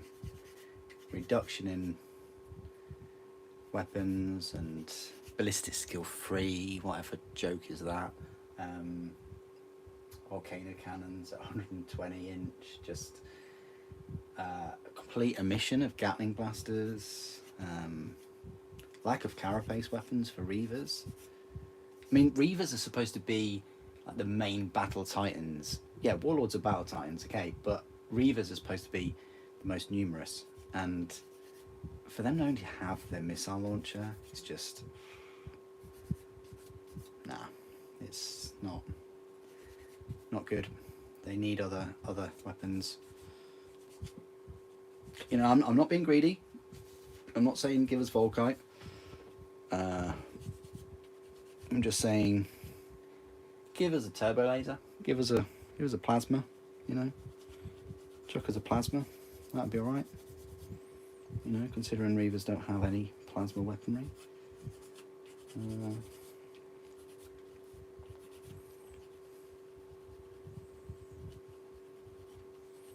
For the number that they've sold, thousands and thousands that they've sold, they could give us new weapons.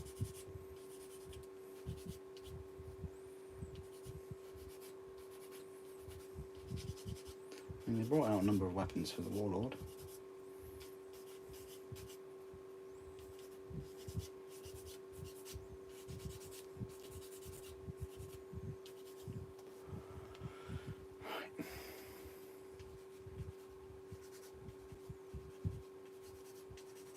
Finish with that.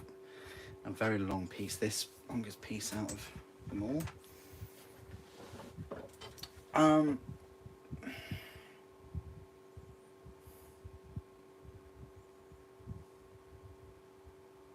Did I see Kriegsman's message above? Yes, thank you, Kriegsman. Sorry, yeah, it has. It's your 2p times 100. Thank you very much. I appreciate that. Cheers, man. You're awesome. Just reading some more.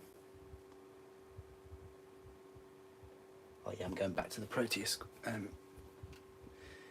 comment.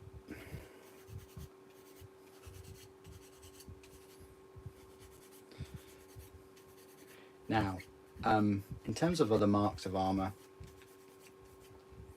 I don't know, like, I think they'll concentrate on assault marines and despoilers. Maybe breachers, but if they do breachers,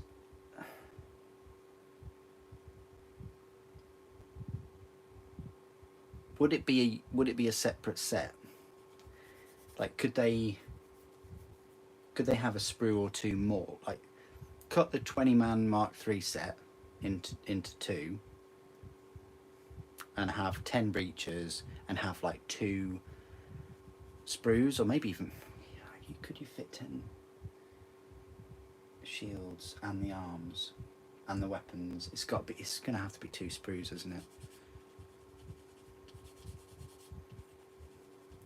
But I think they'll do that. They'll focus on other units first, maybe after the vehicles.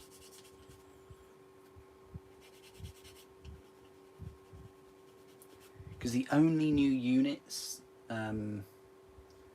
they've brought out, infantry-wise, is the Mark 6 and the Praetors. I'm not really classifying the Dreadnoughts as such. So it would be great to get some more infantry.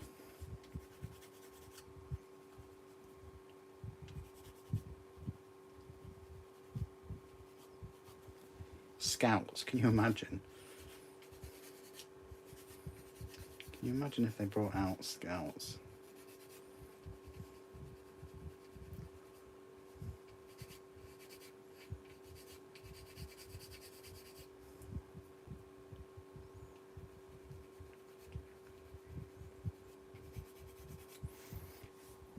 I'd like to know what paid for what. Like where the profit goes and into which budget. I'd be really interested, because if the profit from Forge World and their Horus Heresy sales went into Plastic Horus Heresy, that would be great.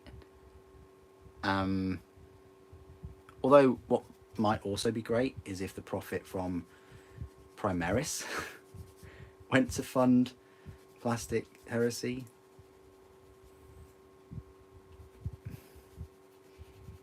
You know, because however well or bad that did,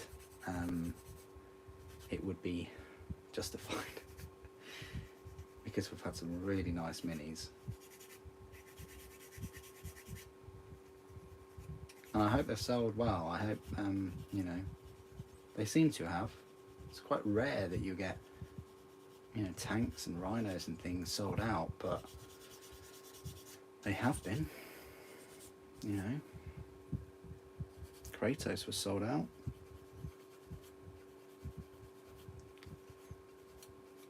Mark 3 and Mark 4s have been sold out, I've seen. And they're old sprues. Yeah, so I think you're probably seeing a theme here with this Sicaran kit, is the track sprue is an absolute, well, it's a bit of a nightmare to clean up. It's up to you if you want to clean it up or not. It just, you know, when it comes to painting the tracks and then null-oiling them, like I know everyone will, you're going to see all of them. So, although it takes some time, it's worth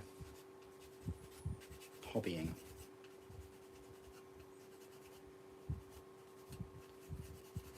Especially as these tracks are visible. A bit like the Spartan. I think you probably get away with it a little bit more with the Rhino and the Predator, but not these Sicarans and Spartans and Kratoses. Cells within cells. Alright.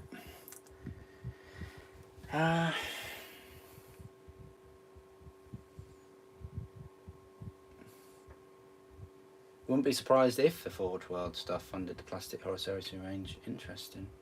Yeah.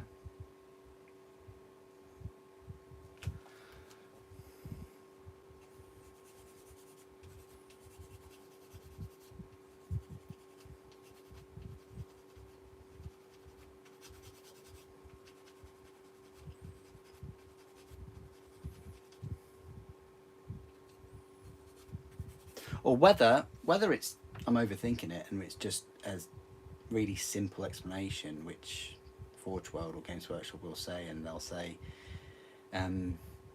yeah, it's just a pool of profit that we can put into a budget for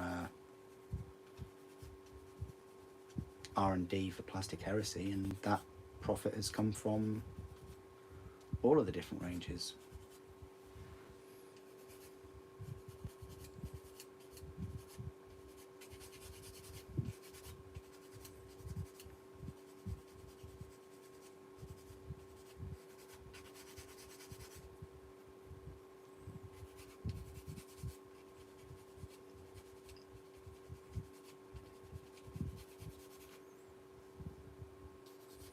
I mean, there's one thing we can all agree on, and that is we certainly wouldn't have been getting any of the Plastic Horus Heresy without the popularity of the Resin Horus Heresy.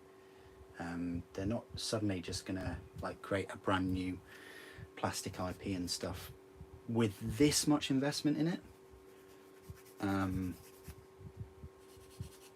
from the get-go.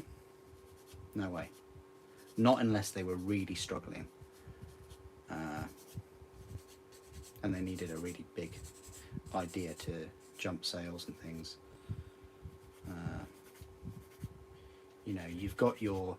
And actually, another good point is I've bought more from Forge World, that, you know, Titans notwithstanding, than I ever have so far.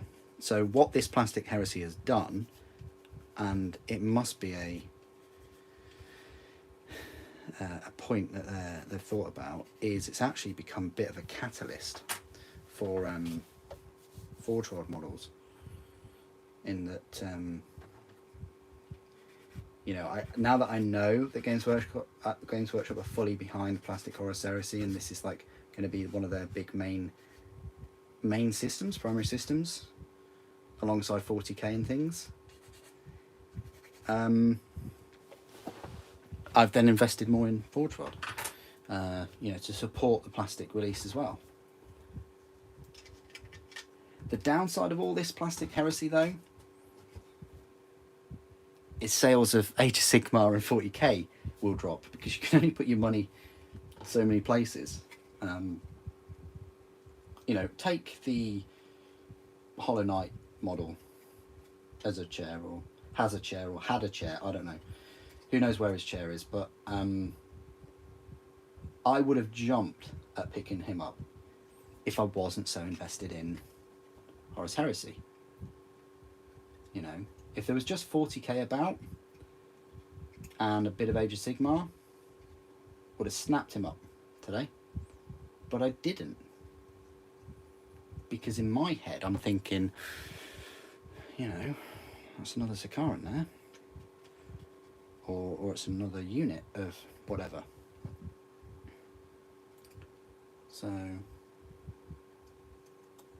all I'm saying is it's good that we've got Plastic Horus Heresy, but it does mean that funds will be spent elsewhere. And then, yeah, we don't need to bring the live stream down a bit and talk about the cost of living and things, but that is another factor, I think.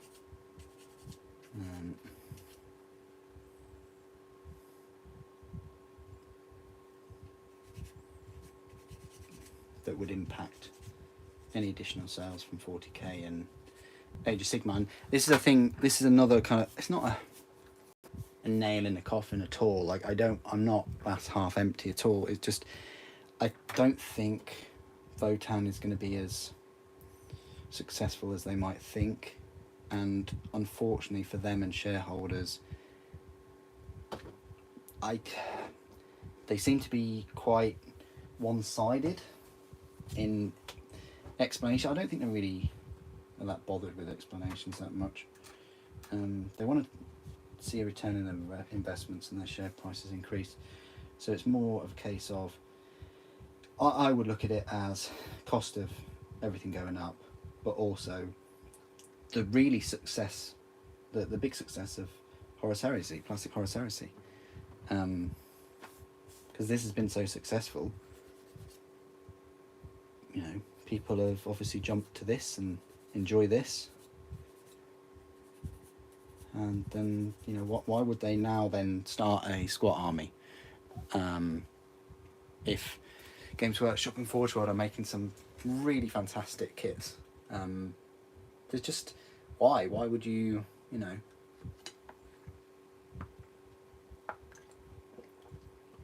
unless none of the Horus Heresy interests you, and you really want Space Dwarfs, you know, just, I don't know, like, if you really like that aesthetic, and you had squats like 30 years ago or so, then yeah, I understand that. But you kind of would have to be a bit sort of sheltered from all of these other awesome things that have been going on, which is very hard to be unless unless life took over, or you've actively chosen to take a massive break from the hobby. Anyway, I'm just rambling on a bit, guys. Maxim straight in there. Horus Heresy Plastic has made them stonks straight away. Will we see plastic? No, we won't, Aaron. The threaded wedge. Red Sampler, you're here. Oh, how are you doing? Your Kill Team Octari has just been delivered. Nice one, Gareth. Nice one. More tanks. Nidhogg, you're here as well. I didn't know if you'd been here from the start. Apologies if you put a comment in. Yes, we have got more tanks. Do you do Iron Warriors? I can't remember.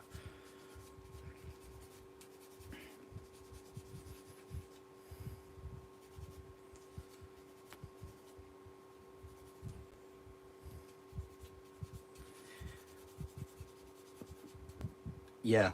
I think this Sicaran is for Dark Angels. I think I can't see it being anything else. I probably will pick up another one for Emperor's Children, or maybe even Raven Guard. I can't see myself picking one up for Fists or Death Guard, or even Word Bearers. Word Bearers, I actually want some demons. Like reading the rules and things, I'm looking forward to some demons in my Word Bearers force. Some Runestorm. Let's hope they have something in plastic for us. Yeah, lower your expectations, Super. Lower them.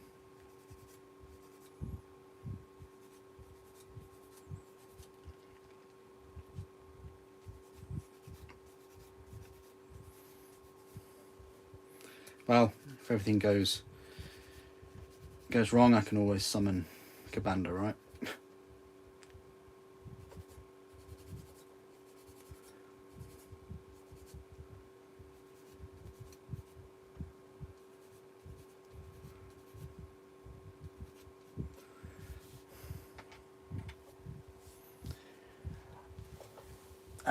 You're doing good. Today's your is the start of your first week of vacation. Today is the start of my first week of vacation. Oh, nice one. Oh, good. Well, I hope you've enjoyed today. That's excellent. Yeah, it's really good. Get some time off. Chill. Kratos and tanks with dozer blades feel more like fists. Yeah, fair enough. That's a good question, Sampler. Yeah, I've asked people a few times. I think Kriegsman's already said he's building some Russian infantry.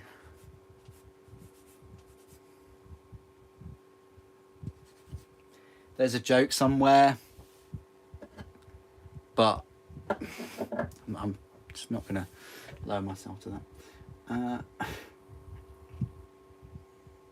But while we're on that, I can announce that if your turret does pop off, you can just replace it with another one.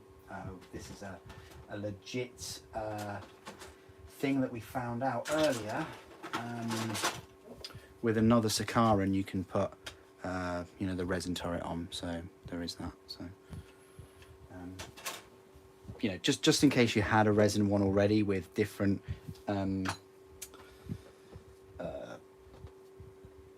sponsons is the word, and you've already magnetized it like this. I don't know why I've used such a thick magnet, and that should actually be flush, but why Super did you use thicker magnets there? I don't know what's going on with that, but I need to sort it out because it doesn't look spicy. We are just cleaning all of these tracks in the hope that Super completes this and makes a start on that and actually builds a tank tonight.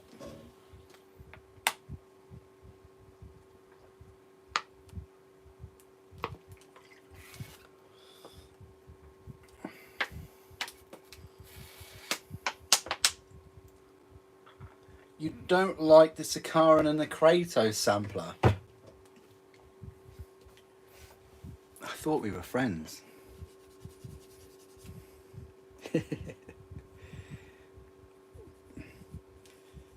I don't think I immediately fell in love with the Sicaran. I don't think I did. But I certainly didn't distaste it.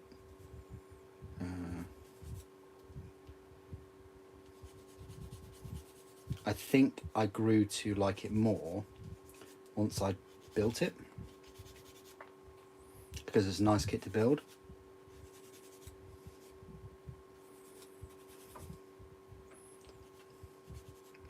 So that's where I kind of went with that one.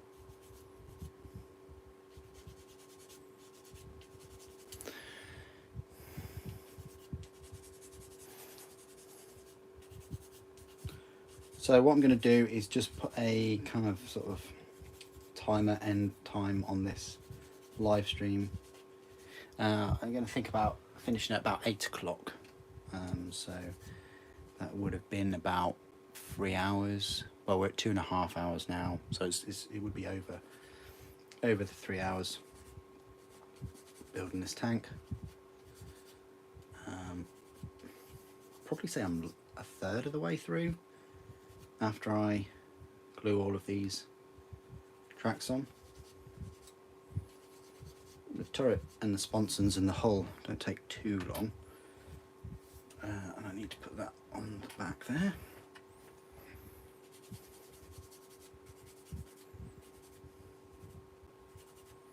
And then I will be in the Discord for a little bit of a post-show chat. Well, it's really your chance to talk. Me talking for hours. You love the Leviathans, so it makes it all good. Yeah, but the Leviathans aren't tank sampler. No, we're not good. We're not good. You need to pick a tank now. Yeah, the Leviathans are nice.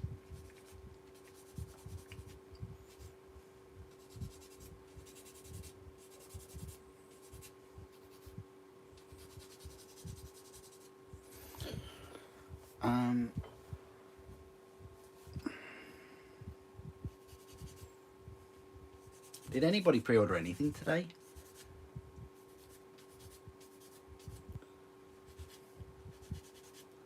Or did everybody just buy the Rogel Dawnbuck and slap it on eBay?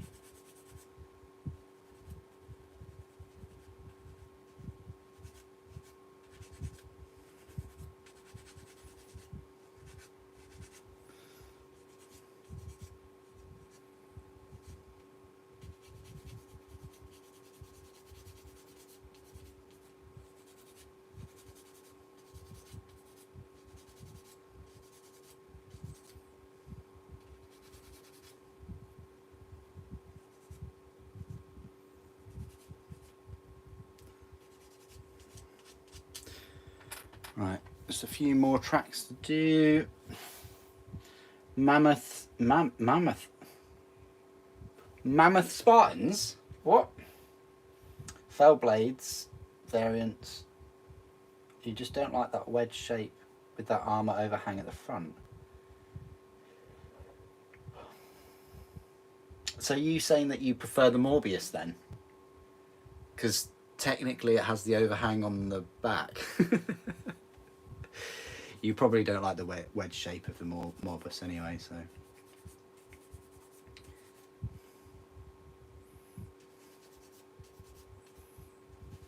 Are you saying that you prefer metal boxes more than cheese slices? Go back over there, you 12 transport vehicle.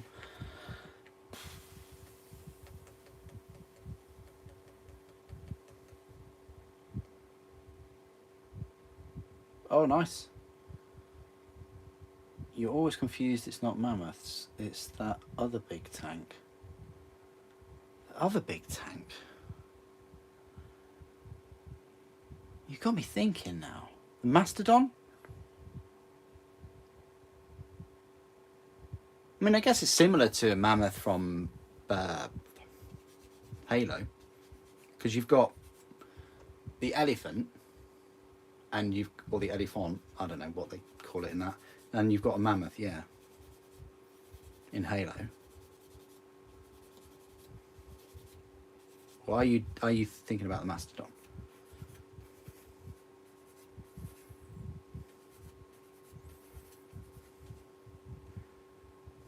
I was talking to someone in the Discord, I think, about mastodons, where they really want to get 3 now.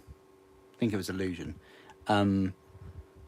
Because I mentioned how mastodons work is they go in a line up to a wall, and the melter burns through the wall, and then the other mastodon drives up behind it and kind of connects to it, opens its doors to the other mastodon, and then they create like a corridor for which loads and loads of Space Marines can just run through. I mean, it does sound pretty cool. Alas, in my head, I only have room in my head for 2. 3 is way too much.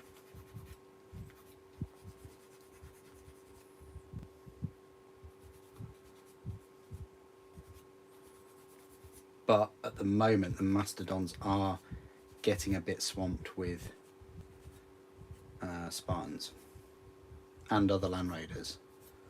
So actually,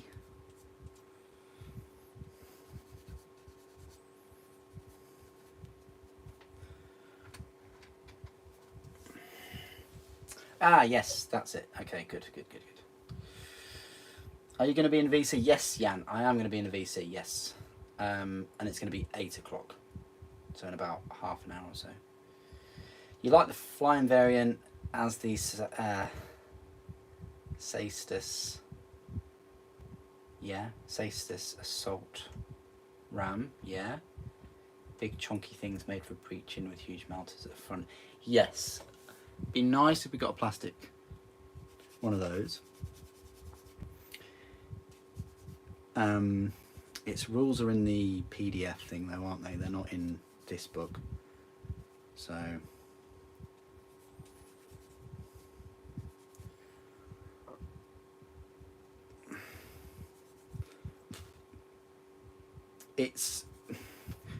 we're at quite an odd kind of venture, because Games Workshop have brought out these Liber Astartes books that have majority resin miniatures.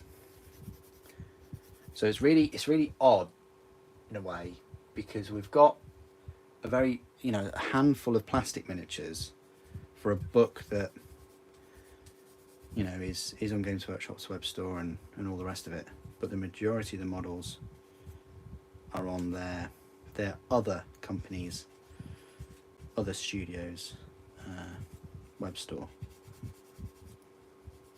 So I wouldn't naturally jump at thinking, oh, all of these things in these books will be plastic, because we know they won't, because of the characters and the unique units, and also the Primarchs and the big things as well. However, what you can correctly surmise is there might not be anything, I say, new. It would be pretty unfair. It would be a bit unlucky if Games Workshop did release loads of different variants, plastic variants and things, for models and units that aren't in those books. It would suck, because they'd have to either release a brand new book or an expansion, and I really hope that this Horus Heresy doesn't go down the route of like 40k, where, oh, we've got this Istavan campaign and we're going to give you a book and we'll give you 2 characters and we're not going to give you any new models, or we'll give you 1 or 2 new units, and the rules are only in this little, I say little, this 30-page campaign book. I hope that isn't the case. If it is the case, yeah, it's going to be never ending, isn't it? But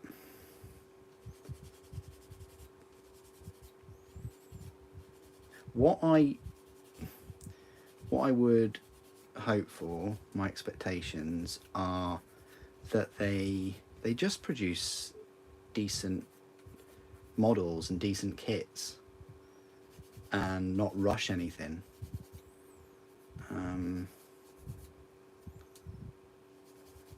And maybe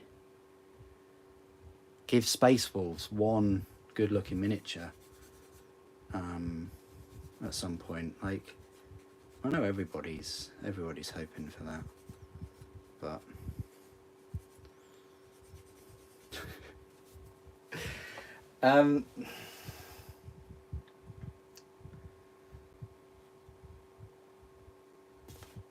okay, that sounds good, Gareth. Yeah, so for them to release their plastic Horus Heresy vehicles, breaches, try and do some other factions in plastic,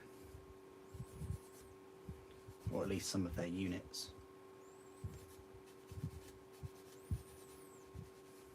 New armour, such as Crusade armour, the Mark II. And after all this is said and done, it would be great to go back, because I mean, if they did Crusade armour, they could do some units or some Xenos or something for the Unification Wars and things, and for the Crusade, sorry, but for the Unification Wars, you know, you can go for Thunder Warriors, and then after that you could go for the Scouring. You know, so you could have some unique things happening there.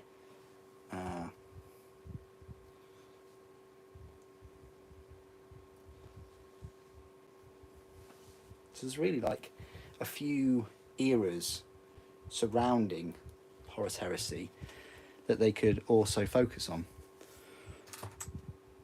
Right, just one more track, and then we'll put all of that together, and then we'll do a little bit of the hull. We might finish the whole of the hull and put that together, to be fair. It doesn't look, depends on the mould lines, but they're not going to be as bad as what we've just gone through.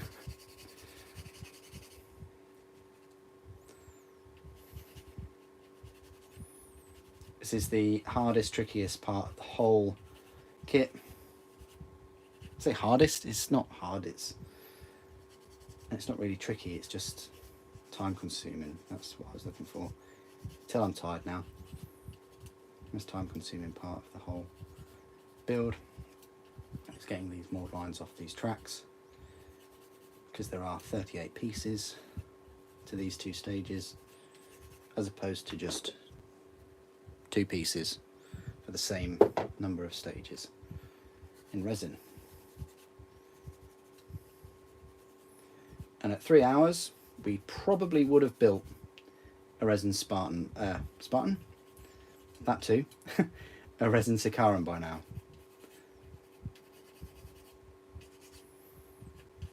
Gives me an idea for a video. Gives me an idea to record myself building the Sicaran in resin, and then do the same for the plastic.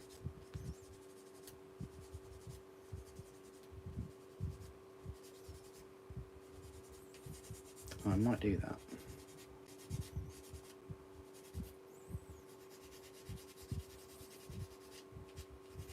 Need to use the old stopwatch for that.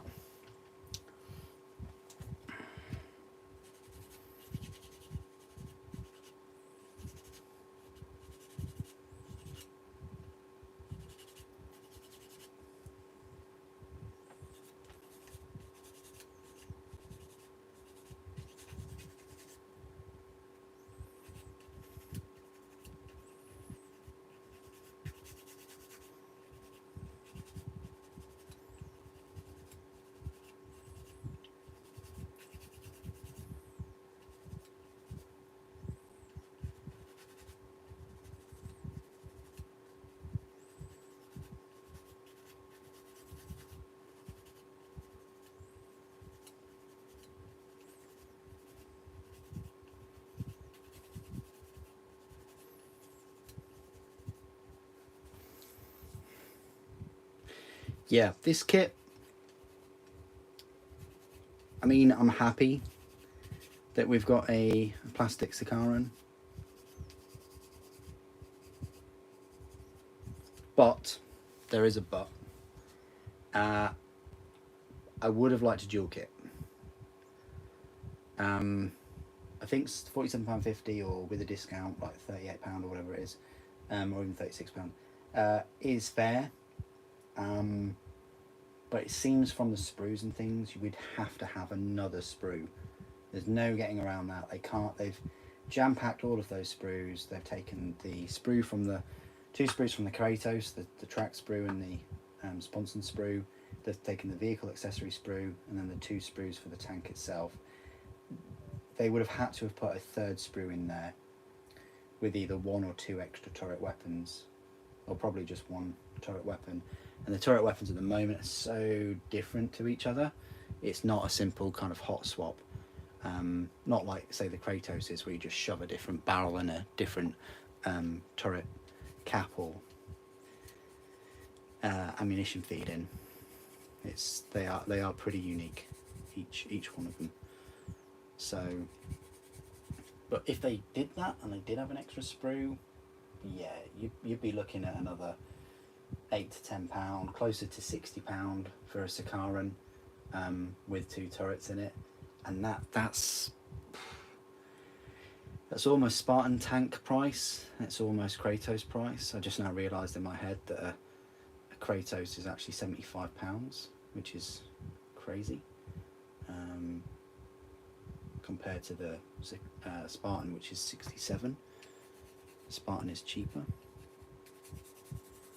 Just now thought about that.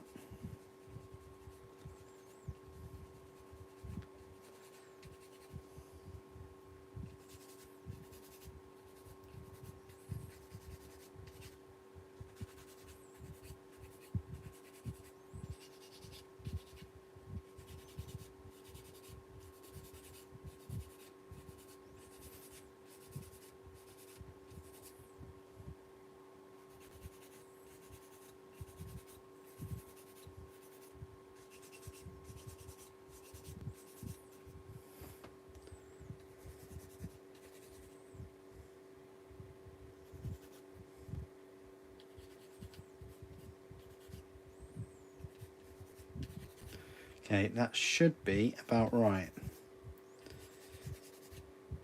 Yeah, so the point I was trying to make with Sicaran is it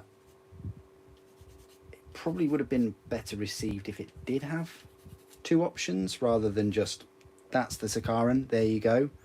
Especially for people that are new to Horus Heresy or whatever, and they've seen the Kratos and they've seen the different turret options it has and things, and then they look at this, and it is a fair bit cheaper, don't get me wrong, but they look at it and they're like, oh, hang on a minute, this is, you know, just got one turret option, that's a bit, and then if we go the other way and we compare it to, say, the Predator, you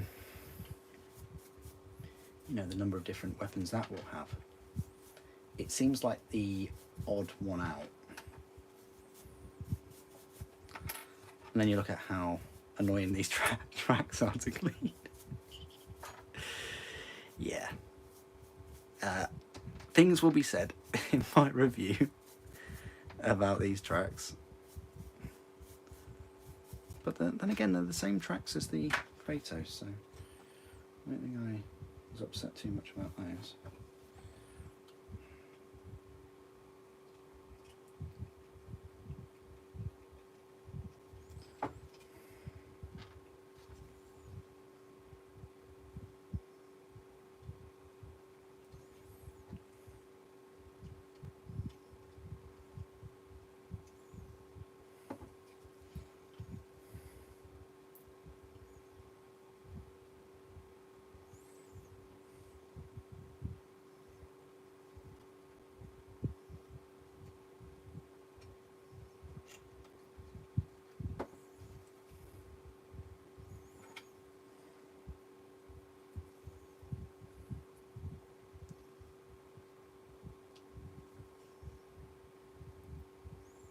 There, goes in there just like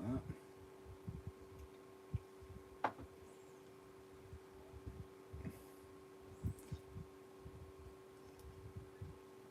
mean, the tracks go on nicely. They'd line up pretty well.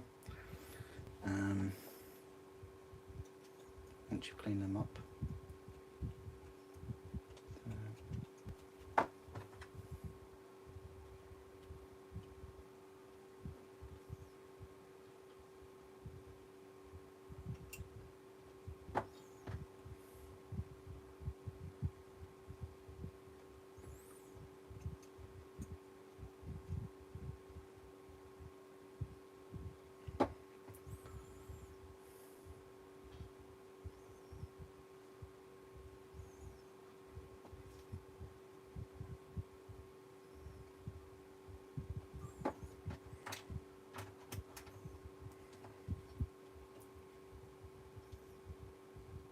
Go on very nicely, I have to say.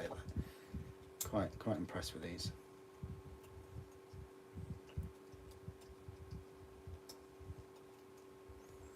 Burning through the old Revel.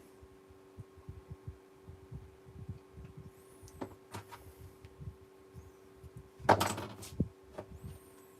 was deliberate. So it's a quick random gravity check there, and everything is normal. Right.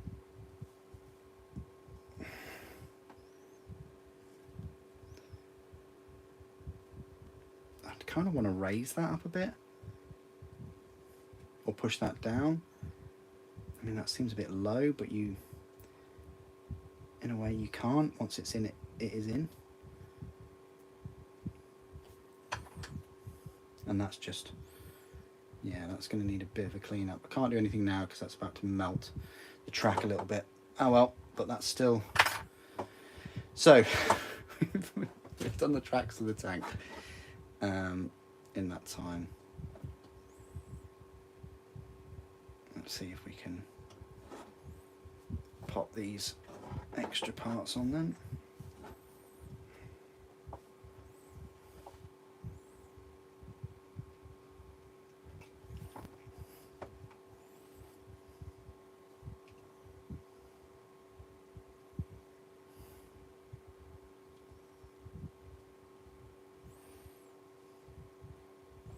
You can't keep up with Games Workshop anymore, model-wise, money-wise.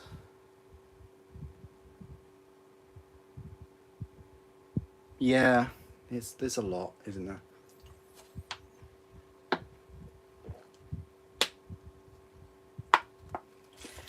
there? There is a lot.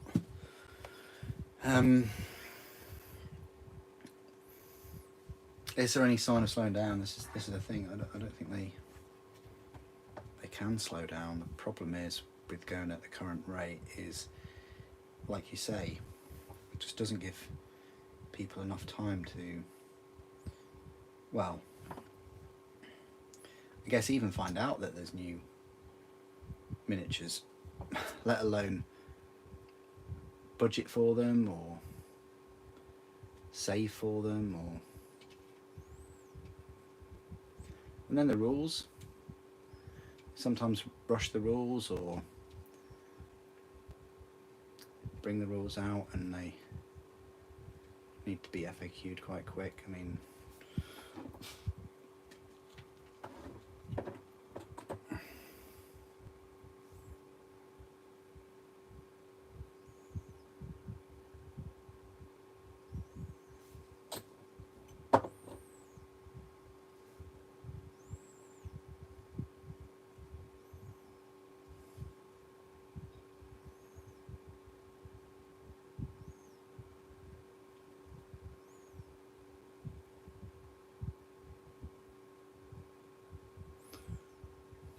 these will be filed.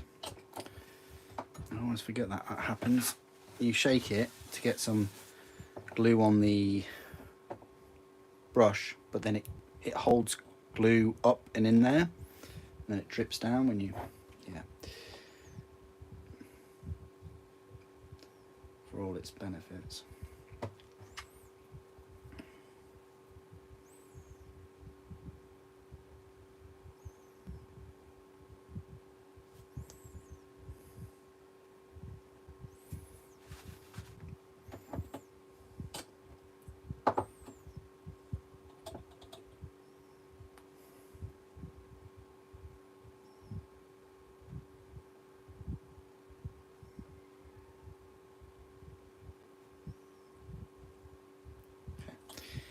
that's that side fully done. Let's have a look at this hole for a little moment.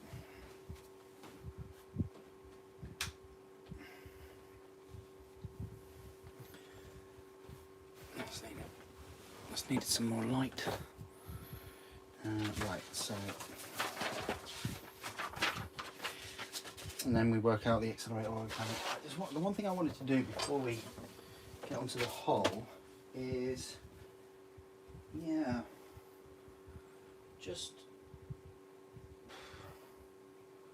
check this one out. Like, here's one I made earlier. What? You could tell by the weight of that. I wanted to see the length. They are shorter. The new ones are shorter. Unless there's an extra... There isn't an extra bit.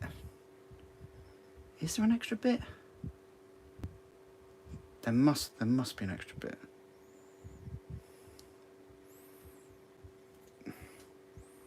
There is an extra bit. There's like a tip. They could be the same size. But then, hang on, wait a minute. Right, that is level, and this bit would be flush with that if you've got the tip. So I think the resins are a little bit longer. We'll find out in the next exciting episode. Right, let's get down to these whole parts. So B sprue, is this the B or the D? It's the B. B12.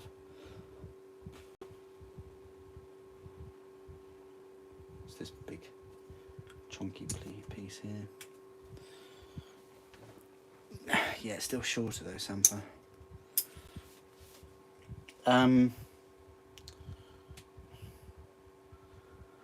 Oh, loads of questions. Sorry. What do you think of the new crew having tactical rocks? That's excellent. Tactical rocks in Space Hulk. Oh, that's made me chuckle the hardest tonight. Thanks, Gareth. Yeah.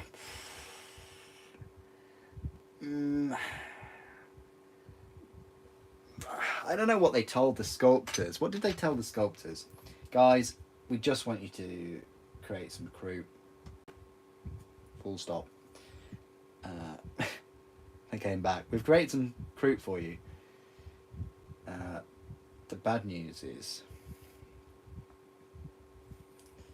we put rocks on their bases. Oh, okay, well, we had planned on putting them in a spaceship. Well, that's fine. Everybody will just buy it for the scenery anyway.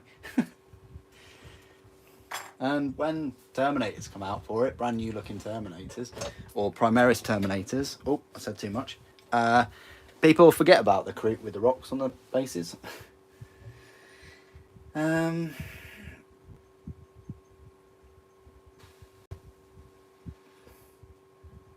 This is true, Sampler. This is true. I would call that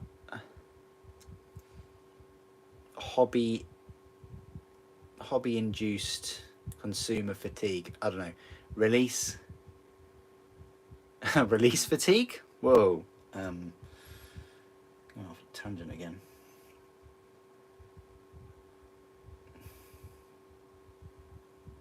Yes, that's a good point, Sampler. Good point.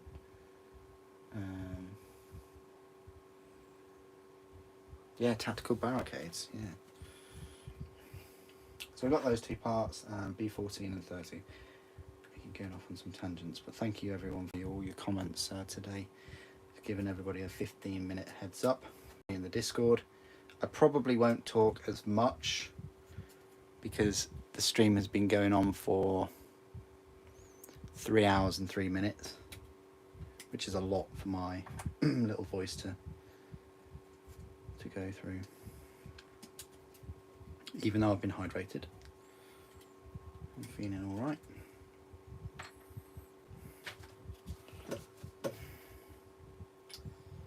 Yeah, B10 and B9. It's a shame you can't have a hull mounted, well, anything else, but, or is that B6?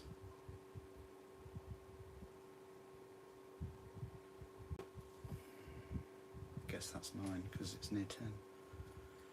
Must be.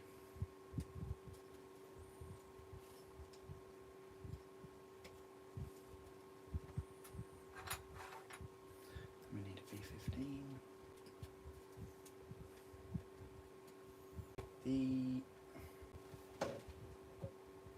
I don't know what it is, but the type looks a bit different too. We'll have a full breakdown once I build it. Well, I built it on Wednesday, I think. That's my plan. And then we're into the C sprues, which is this one here. So we've got the base. I might not do this in the 15 minutes, but I don't really want to brush any kits.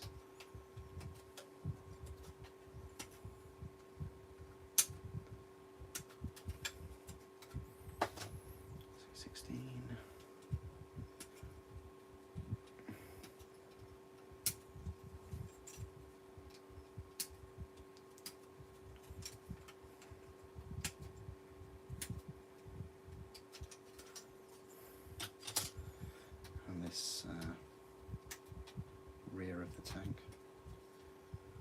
It is very much like a baby Kratos. I shouldn't be saying that because Kratos is kind of like a daddy Sicaran.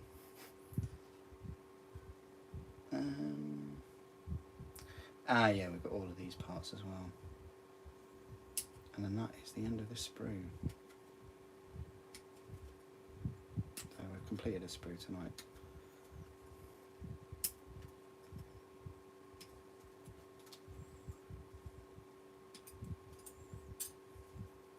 What's this panel? Number 20. Where does this go?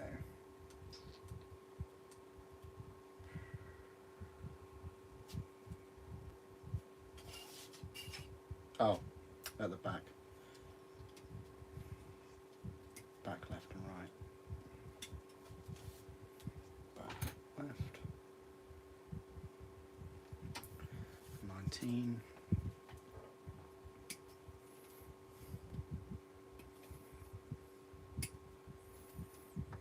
And then this.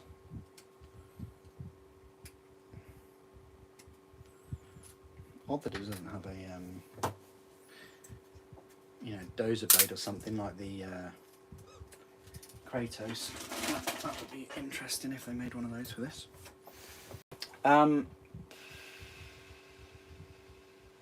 Release fatigue.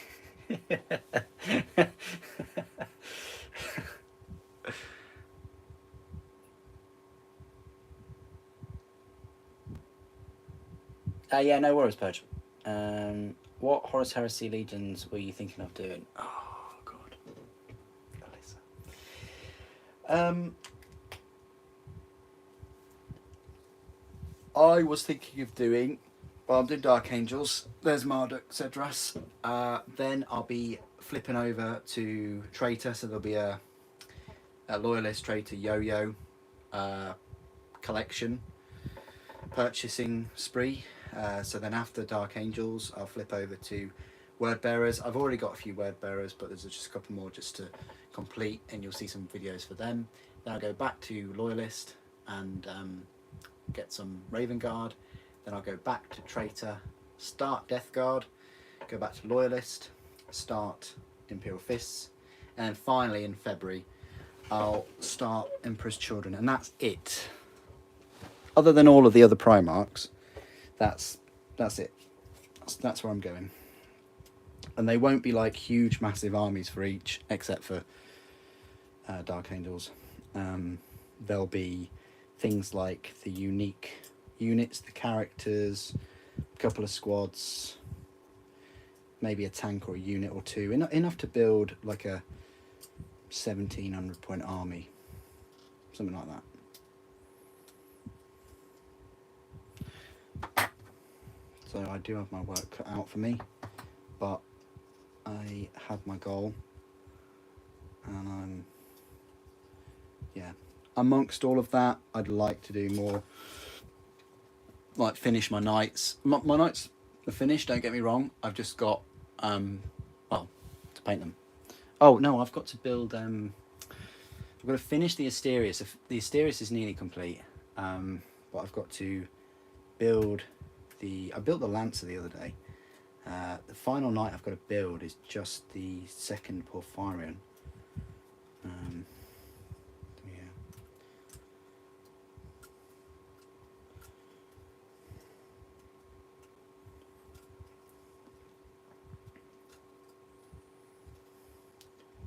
The thing is, whenever I do like themed video months, Games Workshop, Forge World always release shiny new things. So.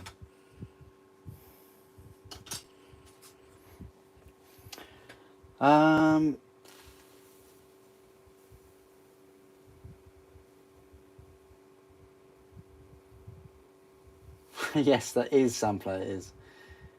See you in a bit, Kriegsman. See you in a bit. See you in Discord. Porphy, yeah, the Porphyrion, yeah. I know I'm going off on a tangent, and I know I'll try and make some time up somewhere, but I've got my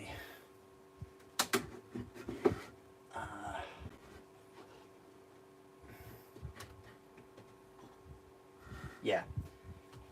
I still need to finish this Asterius. There's still a few things that I need to do on it, but like the armor plates and things, and the radiator type things in the weapons. But I'm quite happy with the way that is going out. Definitely a lot much better pose than the one on Forge World, at least. But yeah, pretty cool. I like that one. But yeah, we're getting there. We are getting there, guys. Got so many things to review. It's a nice place to be. You know, I've just on the table here, I want to re-review the Punisher, obviously. I've got those Interemptors to review. Marduk I've just reviewed, but the Dreadnought I'd like to review. It is a very nice place to be, where you've got a lot of miniatures built. And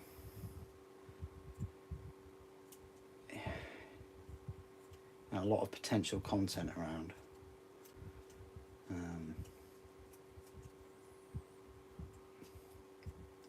I understand that, you know, if you subscribe for the Age of Sigmar content, that has been lacking.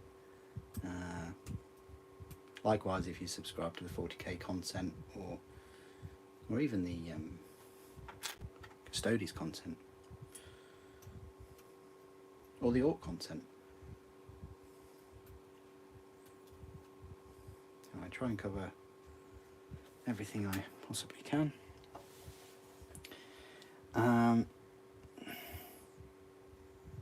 Oh yeah, you too, Purge. Thanks for being here for such a long time.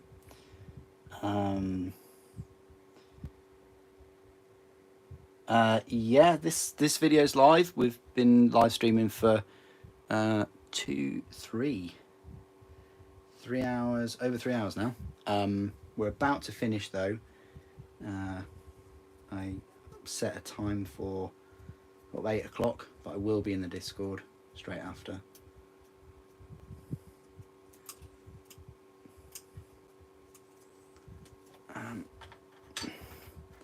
And what I'll probably do is put this to one side, and then we'll continue it on Wednesday, where I hope to finish it. Can't see why I wouldn't, because I've only got this whole bit to do. I've got the turret and the sponsons, and I've got a lot of Wednesday to do this, so I will be back to finish this tank and, you know, compare the whole thing with the resin offerings.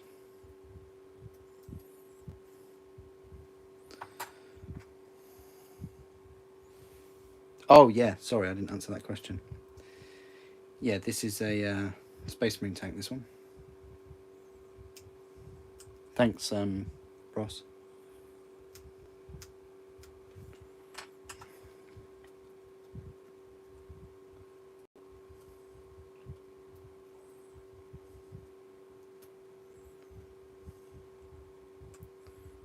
Ah, that's... okay, that's a bit annoying. Need to shave that back then. That took me by surprise. I wasn't expecting a curved bit. I was just expecting a flat piece. Really odd for them to put a sprue connector on a flat curved piece. You don't normally get that. Well, unless it's like an arm or something. There's the heavy bolters.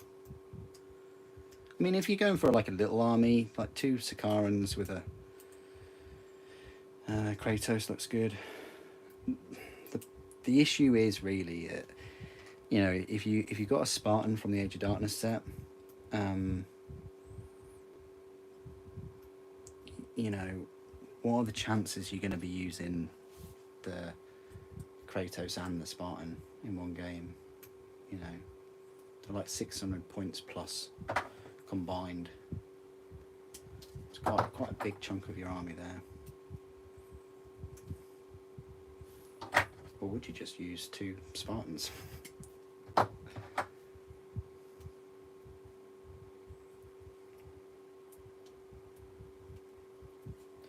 Right, just going to finish this piece and then we're going to call it a day and evening. But thank you so much, everyone. Thank you, Maxim. It's been in here, and Resin and Kriegsman and everybody else that's put all the comments and asked me questions. You know, when you put the comments in, it really, you know, makes the live stream. And thank you, Ed, the donation, and Kriegsman. Appreciate that. I'm going to head off now, but I'll be in the Discord if anyone wants to talk, then I'll be there. But yeah, thank you so much for joining me today. Hope you've enjoyed this little foray into the plastics Sicaran. I will be back on Wednesday and I will complete it, and it might even be in the afternoon, but I'd like to put some kind of schedule prompt out to give you a time, whether you can make it or not. But if not, the stream will be up live after it's happened. So thank you so much, everyone, and enjoy the rest of your weekend and your Sunday. And thank you for watching. The Emperor Protects.